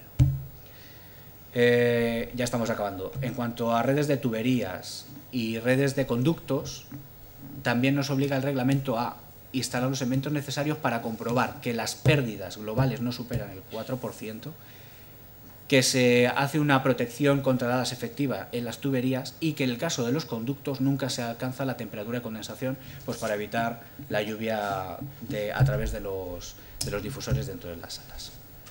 Y el último punto, bueno, pues tiene que ver con la recuperación de energía. Hay una serie de supuestos en los que es obligatorio la instalación de sistemas de enfriamiento gratuito. En estos casos, obviamente, como la operación de estos sistemas supone la supervisión de muchas variables, el cálculo de entalpías y la comparación de esos valores, hacer eso de forma manual es, digamos, ya es inviable. Entonces, bueno, pues cuando nos encontremos con sistemas de esos podremos decir que en la gestión de esos sistemas tiene que ser automática. Y luego he puesto aquí opcionalmente otros parámetros. Estos parámetros que veis aquí, como la pérdida de carga de elementos terminales y la eficiencia de sistemas de recuperación, son parámetros que no es obligatorio medir en continuo, que se miden al principio, digamos, durante la puesta en marcha, se comprueban en el proyecto y a priori no es necesario hacerlos, pero si se hacen tienen ventaja, sobre todo en el tema de los sistemas de recuperación de calor, porque nos pueden detectar, nos pueden ayudar a detectar pues, problemas en esos sistemas y realizar reparaciones o mejoras en la operación, sobre todo el tema del free cooling. Otras aplicaciones que encontramos, pues la integración de las medidas de los sistemas de contabilización, tanto para informar a los usuarios como para repercutir los costes, también para hacer análisis de demandas, registrar las medidas que se hacen durante las puestas en marcha. Esas mismas medidas, algunas de ellas se utilizan luego en inspecciones posteriores, con lo cual el tenerlas monitorizadas nos vale, como en el caso de la alumbrado exterior, pues para adelantar el resultado de esas inspecciones.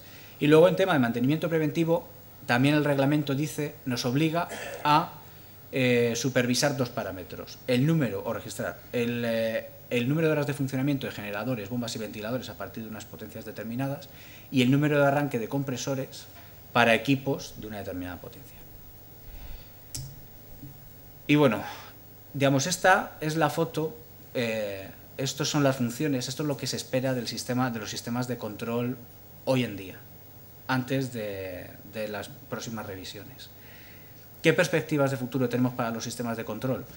Pues las perspectivas, por lo menos esto ya es, digamos, esto es subjetivo, desde mi punto de vista, las perspectivas son buenas, son optimistas por lo menos. A medida que la eficiencia energética va tomando peso, la gestión de la energía, la información al usuario, toma cada vez más peso, y los sistemas de control tienen una responsabilidad importante en esas dos labores. Sobre todo porque cada vez los interfaces entre los sistemas de control y los usuarios son cada vez más abiertos, hay más posibilidades. Y entonces es más sencillo trasladar la información, tanto del consumo como de la gestión, a los usuarios.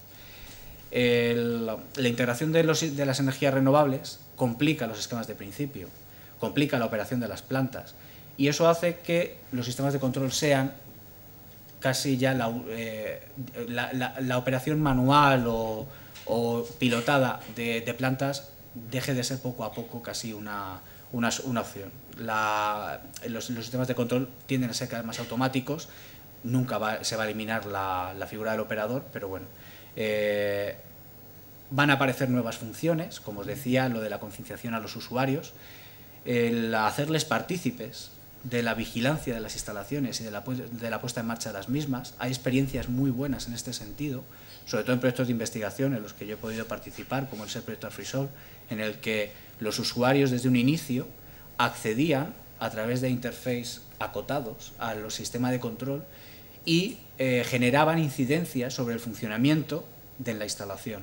Y la verdad es que las puestas en marcha resultaron tremendamente rápidas y tremendamente efectivas utilizándoles. Hay que formarles, pero utilizándoles de una forma adecuada. Obviamente se pueden convertir, van a ser herramientas para auditoría energética. Aquí van a tener un gran impulso si la ISO 5001 tiene éxito. Si no sabéis mucho sobre ella, yo no soy un experto en el tema, pero en el colegio se organizan charlas sobre esta ISO, las organiza Fama Systems generalmente, y bueno, son muy interesantes. Y además los sistemas de control son el interface natural de la integración de los edificios, de los grandes edificios, con las Smart Cities. El Smart Metering está muy bien para viviendas, porque la inmensa mayoría de las viviendas no cuentan con sistemas de regulación y control, pero la inmensa mayoría de los edificios modernos sí cuentan con sistemas de control bastante avanzados. Esos sistemas ya tienen, ya están gestionando la instalación.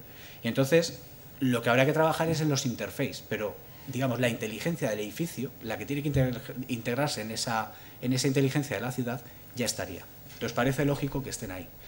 Y obviamente, cuando arranque el tema de la calificación energética de los edificios en condiciones reales de uso, es decir, la certificación práctica, los sistemas de control están bien posicionados. No se sabe si se admitirán, porque siempre existe la duda de la manipulación de los datos, de la calidad de la medida, pero por lo menos ahí estarán. Y bueno, eso es todo. Os agradezco que no hayáis dado demasiadas cabezadas y bueno, sí que os vamos a pasar una encuesta. Yo no sé si tenéis lector de códigos, ese código llevará a la página pero si no, pues bueno, la tenéis también en papel y bueno, pues encantado de recibir vuestros comentarios. Muchas gracias.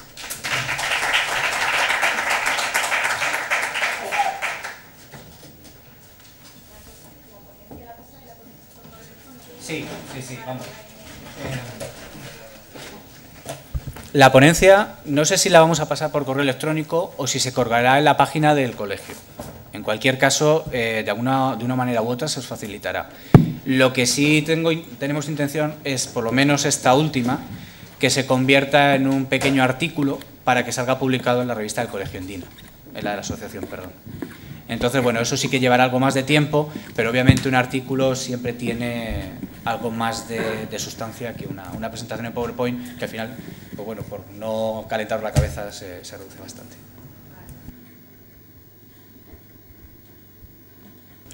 ¿Más preguntas que se os hayan ocurrido durante las dos intervenciones? Yo tenía unas cuestiones que a lo mejor, no sé si os sirven como referencia, dudas que se me han quedado.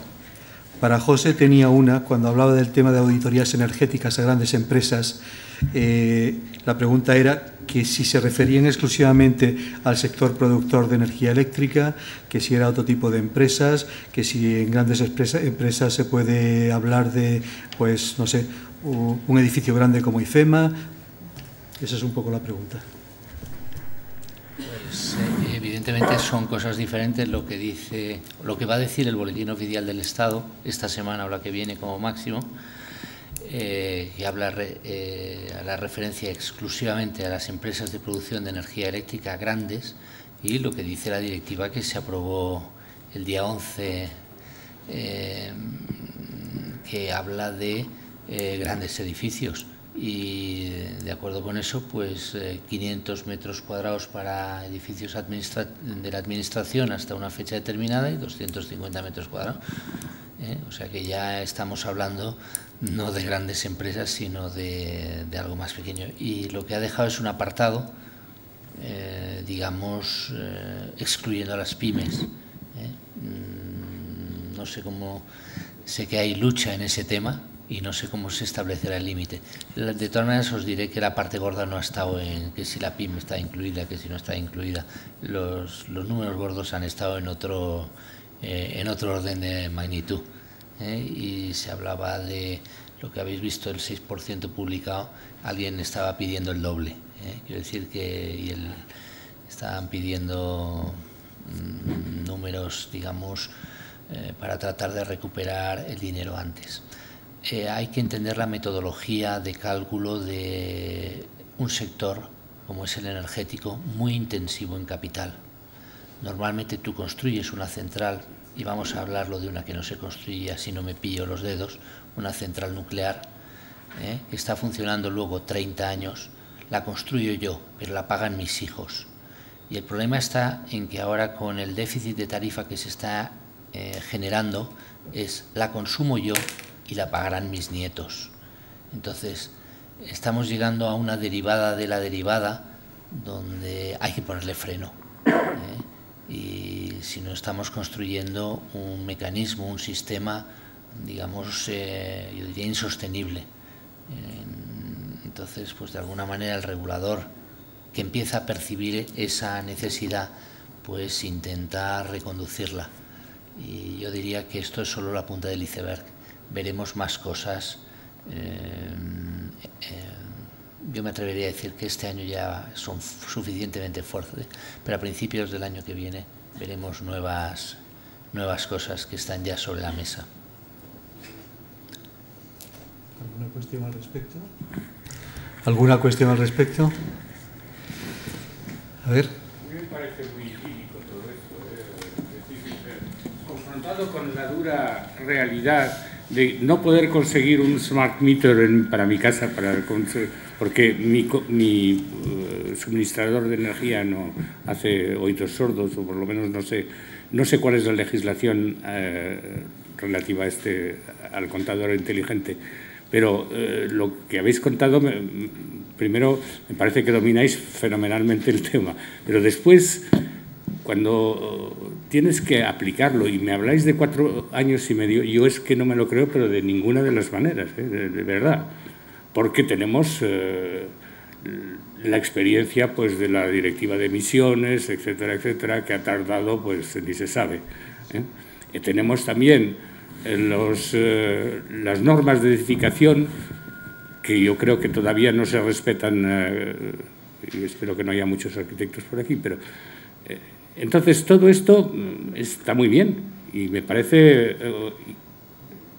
que es hasta donde tenemos que ir, pero no en los plazos que se dicen. No lo creo, ¿eh?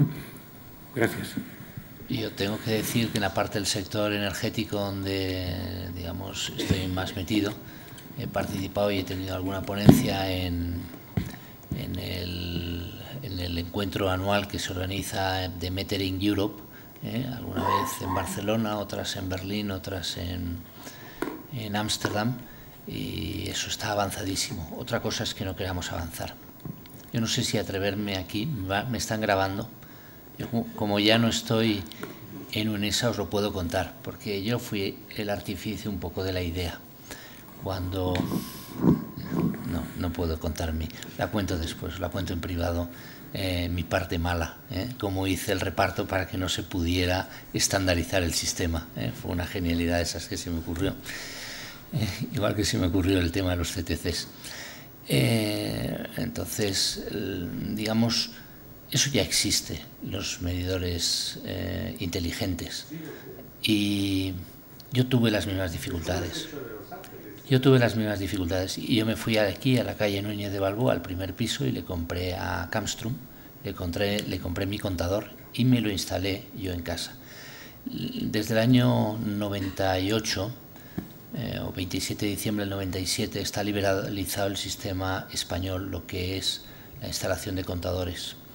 Entonces, tú puedes ir a cualquier instalador, si es en Madrid, perteneciente a APIEMA, la Asociación de Instaladores de Energía, Instaladores Eléctricos de Madrid, y pedirle a cualquiera de ellos que te instale un contador, a cualquiera de ellos. ¿Con el serio? ¿Con el actual? Sí, claro. Puedes pedírselo a cualquiera. Si no usas uno cualquiera, usas el de la compañía eléctrica. El de la compañía eléctrica, evidentemente, pierde el empleo si te instala el que no le dice la compañía, pero tú puedes instalar cualquiera. Tienes lo único que el certificado, pagar hasta donde tenga el consumo el anterior y el siguiente. Y además tienes que posibilitar la lectura a la compañía eléctrica del contador. Entonces, los contadores digitales baratos no tienen en general visor y no ves cuánto está consumiendo. Entonces, tiene que ser compatible con el sistema de lectura de la propia empresa eléctrica. Y eso es difícil. Entonces, yo al final tengo que decir que instalé los dos. Dejé el de la compañía y me puse el mío al lado, mismo contador, mismo tal, y lo leo a través del web desde cualquier punto del mundo, mi contador de energía eléctrica, y no pasa nada.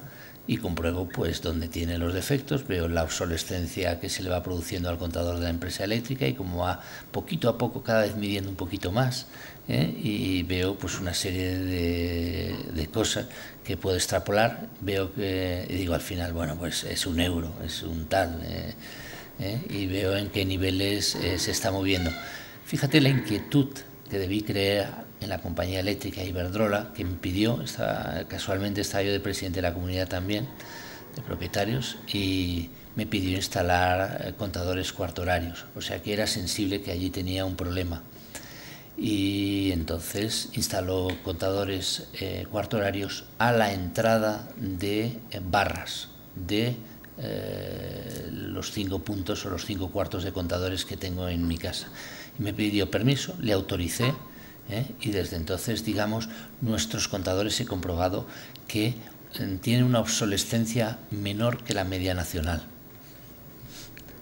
Pero yo no puedo decir estas cosas, no debo. Pregúntame luego y te cuento mi lado oscuro. Y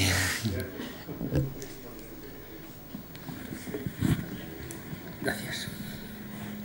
Sí, buenas tardes. Teniendo en cuenta un poco lo que va a suponer de incremento, ¿no? Hemos estado hablando, o ha estado hablando el señor Barceló acerca de un 42% si todo esto se trasladase a un año, cosa que evidentemente no va a poder ser, ¿no?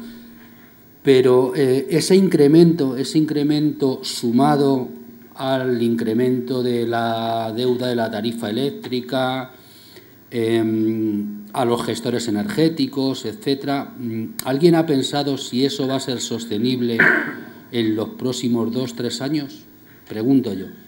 Ya no hablo ni mucho menos de incluir nuevos sistemas de control, ni siquiera hablo del código técnico de la edificación o de la obligación de pasar ITVs en edificaciones. Simplemente estoy hablando de la pura factura eléctrica. ¿De acuerdo?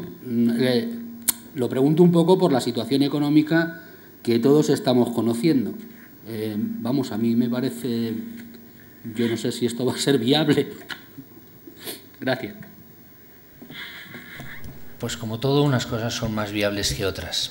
El problema que hemos tenido pues es que hasta ahora los reguladores que hemos tenido últimamente pues le hacían quizá demasiado caso a algunas ideas del sector eléctrico. Entonces nos encontramos en España con algunas peculiaridades. No sé si atreverme a decirlas a lo mejor en esta mesa, yo creo que esas sí se pueden contar. Aquí tenemos en España un régimen especial. Ese régimen especial no existe en ningún otro país de la Unión Europea. En toda la Unión Europea se llaman renovables. ¿Y por qué aquí lo llamamos régimen especial? Porque está metido el gas natural, está metido los purines. Dice uno, ¿los purines? ¿Régimen especial? ¿El gas natural? ¿Régimen especial?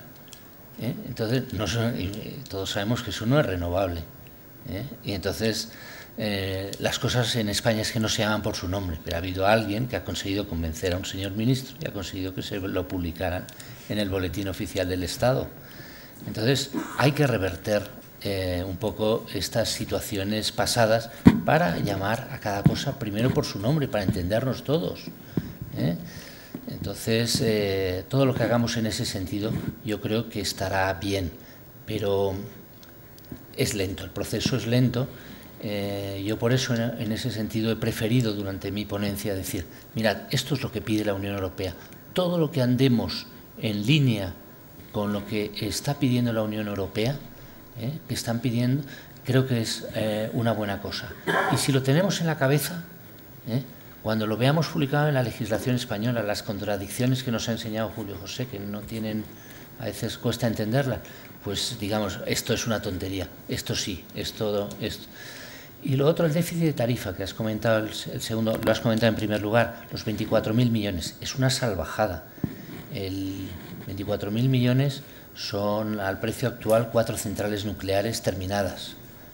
Estamos hablando de unas cifras que se le escapan a cualquiera. Hay genialidades. Entonces yo diría que cuanto antes terminemos con ello, no sé cómo, mucho mejor, pero que lo paguen nuestros nietos no tiene pies ni cabeza. Entonces hay que articular mecanismos, sistemas, y cuanto antes, porque el consumo, si lo disminuimos a la mitad, quiere decir que hay que pagarlo 4 veces, porque los que quedan, digamos, son los malos. Pasa igual con los contadores horarios que preguntaban aquí. ¿Tú sabes los que tenemos contador horario en casa quiénes somos? Los que tenemos mejor perfil de consumo, porque los que tienen peor perfil de consumo, esos se apuntan a las medias. ¿Qué pasa? Que las medias que calcula Red Eléctrica y la Comisión Nacional de Energía, Paloma Espeja Bragulat, que es quien lo hace, van empeorando. Y tú miras, pero qué barbaridad, los españoles cada vez somos menos eficientes. Y es que el que se da cuenta que tiene un buen perfil de consumo se pone contador cuarto horario. Y entonces, ¿qué ocurre? Que vamos mes a mes o año a año empeorando los consumos. Y tú miras, pero qué barbaridad, si es que las eficiencias las estamos empeorando. En estos momentos creo que estamos 3,5 millones frente a 24 millones, 24, 25, depende si consideras Baleares y Canarias, millones de contadores en España, pues 3,5 estamos con contadores cuarto horarios. El día que estemos los 24,5 millones, como están en Italia los 34 millones de contadores, pues podremos hablar, porque tecnológicamente no es ningún problema. El fabricante italiano es AMPI, que era inglés, que hizo una fábrica llave en mano en Italia y ha puesto la misma tecnología que tiene aquí la antigua Enel, que ahora compró E.ON. Entonces podéis ir a comprar los contadores y os los vende E.ON. Quiero decir que si alguien no sabe dónde conseguirlos, E.ON lo tiene instalado en toda su base y te los vende. O sea que ya tenéis más ideas. ¿Alguna otra cosa? O le pregunto yo a Julio José. Yo tenía para él una cuestión. Ha dicho que determinado tipo de valoraciones, mediciones, cosas que se tienen que controlar, tienen que guardarse, por un lado, y tienen que verificarse o certificarse. Entonces, eso nos implicaría que determinadas partes de los sistemas de control tendrían que tener o una homologación o una calificación o una certificación. En esa línea, la normativa no es excesivamente amplia ni tampoco precisa. De todas formas, prefiero que él sea el que nos dé el flash de eso que yo tengo como idea, como duda. Bueno, la duda que creo que viene por el tema del registro de la energía producida por, sobre todo, igual que la producción de energía solar térmica, pues por el tema del registro de las potencias de los circuitos y todo eso. Vamos a ver, los sistemas de control están implementados en muchísimos ámbitos. Por ejemplo, el tema de los sistemas de control en el sector farmacéutico tienen sus propios requisitos, su propia trazabilidad de las medidas, y nadie pone en duda esa trazabilidad. En el sector de la edificación, esas medidas son más laxas. Lo que te obliga el reglamento es a tomar esas medidas y almacenarlas. No te dice cómo tienes que hacerlas. Obviamente, si las hacemos con el sistema de control, de alguna manera tendrán que fiarse de nuestra buena fe. La verdad es que al final, a día de hoy, las inspecciones se hacen sin fiarse del usuario, como tiene que ser. Lo único que, si vamos sentando las bases para, primero, anticiparnos nosotros al resultado de la inspección, y en ese sentido no tendría sentido que un usuario falsease sus propias medidas y engañase a sí mismo para pensar que una inspección va a salir bien cuando no va a salir. Y bueno, pues y luego trabajar al nivel de normativa. A medida que vayamos hacia la Smart City, bueno, si realmente los sistemas de control se acaban convirtiendo en un elemento digamos, de interconexión con la Smart City, y tenemos que intercambiar flujos de información como demandas reales, demandas en tiempo real, capacidad de generación, pues bueno, habrá que normalizar todo eso y de alguna manera poner un marco legal y unas condiciones técnicas que, ya digo, no son nuevas, existen en otros ámbitos, aplicarlas al sector de la edificación, pues digamos, por obligación. Yo pienso que el señor Marcelo lo que ha expresado en el primer momento, está el 3% de los edificios, no sé qué, no sé cuánto, eso tiene que tener un seguimiento, digamos, informático. Entonces, veo un poco la pregunta de la fiabilidad de los datos que se recogen o que se pueden manipular, digámoslo, o que se podrían manipular, ¿no? Entonces, habría que tener no sé, una seguridad de que los datos que estos sistemas de seguimiento, de control establecen, pues que no pueden ser manipulados. Hay sistemas de control que ya están homologados para evitar ese tipo de manipulaciones o para que queden registradas. Eso además entra dentro del ámbito de las TICs, es decir, lo normal es que hoy en día los sistemas de control recurran todos a bases de datos relacionales. Cualquier gestor, cualquier administrador de un gestor de base de datos te puede montar un sistema que evite ese tipo de manipulaciones. Ahora bien, pensando en la directiva que viene, hay que pensar cuáles van a ser los primeros edificios que van a implementar esas medidas, que son los de la Administración. Obviamente la Administración no está aquí para engañar a nadie. ¿Y cuál va a ser una medida a priori sencilla que valide ese ahorro? El consumo, es decir, el gasto en facturas anuales en energía. Tú luego eso lo validarás con contadores, lo validarás con modelos matemáticos, lo validarás con un montón de cosas, pero esa será la primera medida, la pasta. Y Una cosilla añadiría yo, y es que ha comentado una cosa, los controladores individuales de zona sí están homologados. Lo que no tenemos en estos momentos homologado todavía son los centralizados. Lo que es el sistema central del edificio o el que recoge de planta o agrupa, pero los individuales están homologados ya en España. No hay, en ese sentido, la recogida de datos ya está. El problema son los pasos posteriores.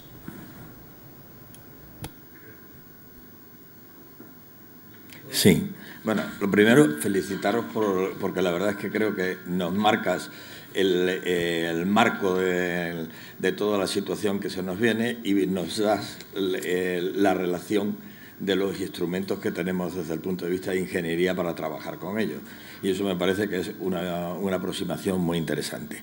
Yo en mi intervención iba por otro lado, y es que cuando estamos hablando de lo de certificación, calificación energética y acciones, como decías tú, y actuaciones que se pueden efectuar, pues lo que quería simplemente es complementar lo que estáis diciendo con cosas que se están haciendo desde el colegio en ese sentido, que no corresponden al tema de la comisión, pero que vosotros mismos habéis dicho desde el punto de vista de energía que no habéis tocado, pero como entiendo que a los asistentes les puede interesar parte de estas cosas, pues quería complementarlas.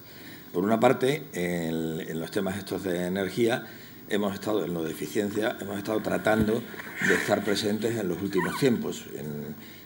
Hace 2 años con el Congreso Nacional de Medio Ambiente estuvimos llevando el tema de empresas de servicios energéticos, justamente para que los ingenieros industriales fueran los que figurasen ahí en este sentido.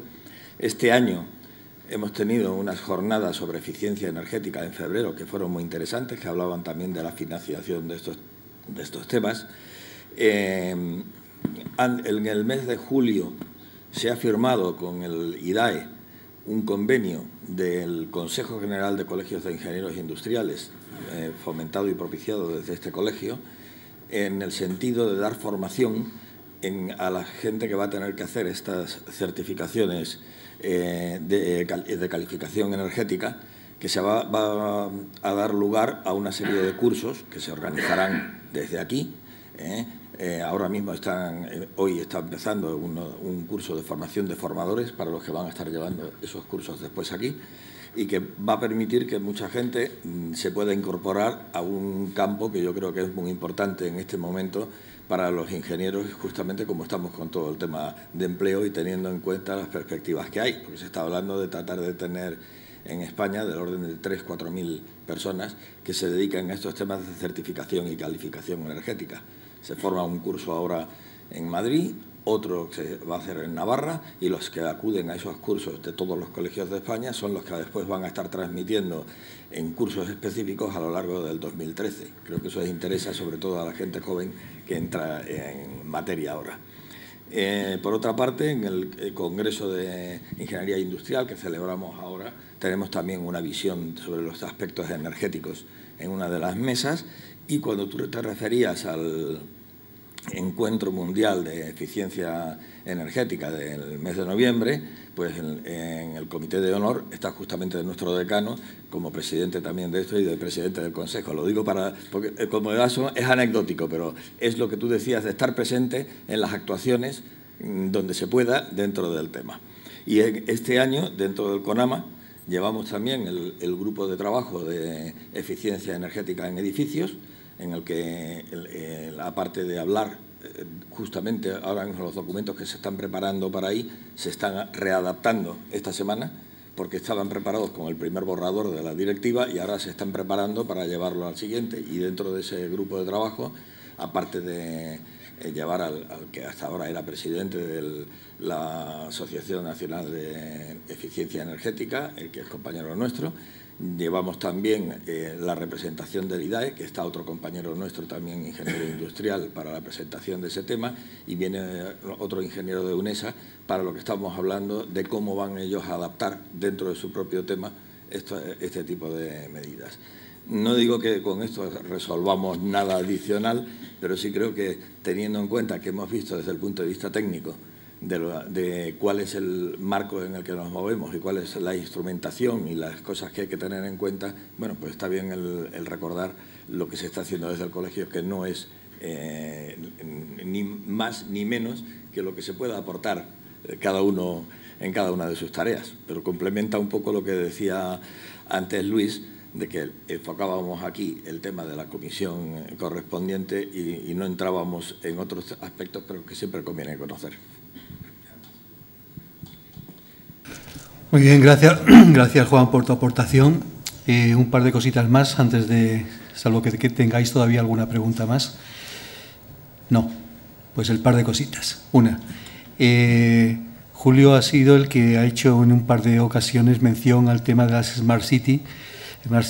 Estamos un poco planteándonos, para los que puedan estar interesados, ese paso, que son varios escalones, desde lo que es el control específico, sistemas de control muy específicos, cómo se enciende, apaga un equipo, cómo se controla la temperatura o la humedad, a ese paso inmediatamente superior, que es cómo es el control global de un edificio, ese paso siguiente o ese escalón siguiente, que es cómo se controlan unos edificios, ese otro que es cómo se llega a controlar una ciudad, y ya si nos empeñamos, cómo se llega a controlar el mundo mundial. Pero bueno, eso parece que está más lejos.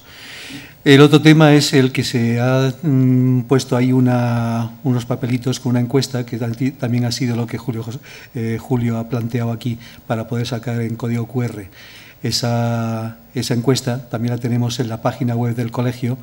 Es interesante no solamente porque a nosotros nos da una idea del interés que haya podido tener esta charla y así poder reordenar o reencaminar las siguientes que pudiéramos tener, incluso insistir sobre esto mismo, incluso también por el hecho de que tenemos idea de que aquellos que nos aportéis o que tengáis la idea de poner vuestro, o bien un correo de contacto o algo por el estilo, si surgen comunicaciones, normas que puedan ser de interés o que creamos que puedan ser de interés relacionados con estos temas, o bien os las podemos hacer llegar directamente o bien a través del correo electrónico mandaros los links para que podáis acceder a ellos. Aparte de deciros que la página web de la comisión también se podrá acceder a determinado tipo de información en esa línea y también a través de un grupo LinkedIn que está formado tanto como genérico del colegio como específico de la comisión. Y nada más. Muchas gracias por vuestra asistencia y si queréis algo más, pues aquí nos tenéis.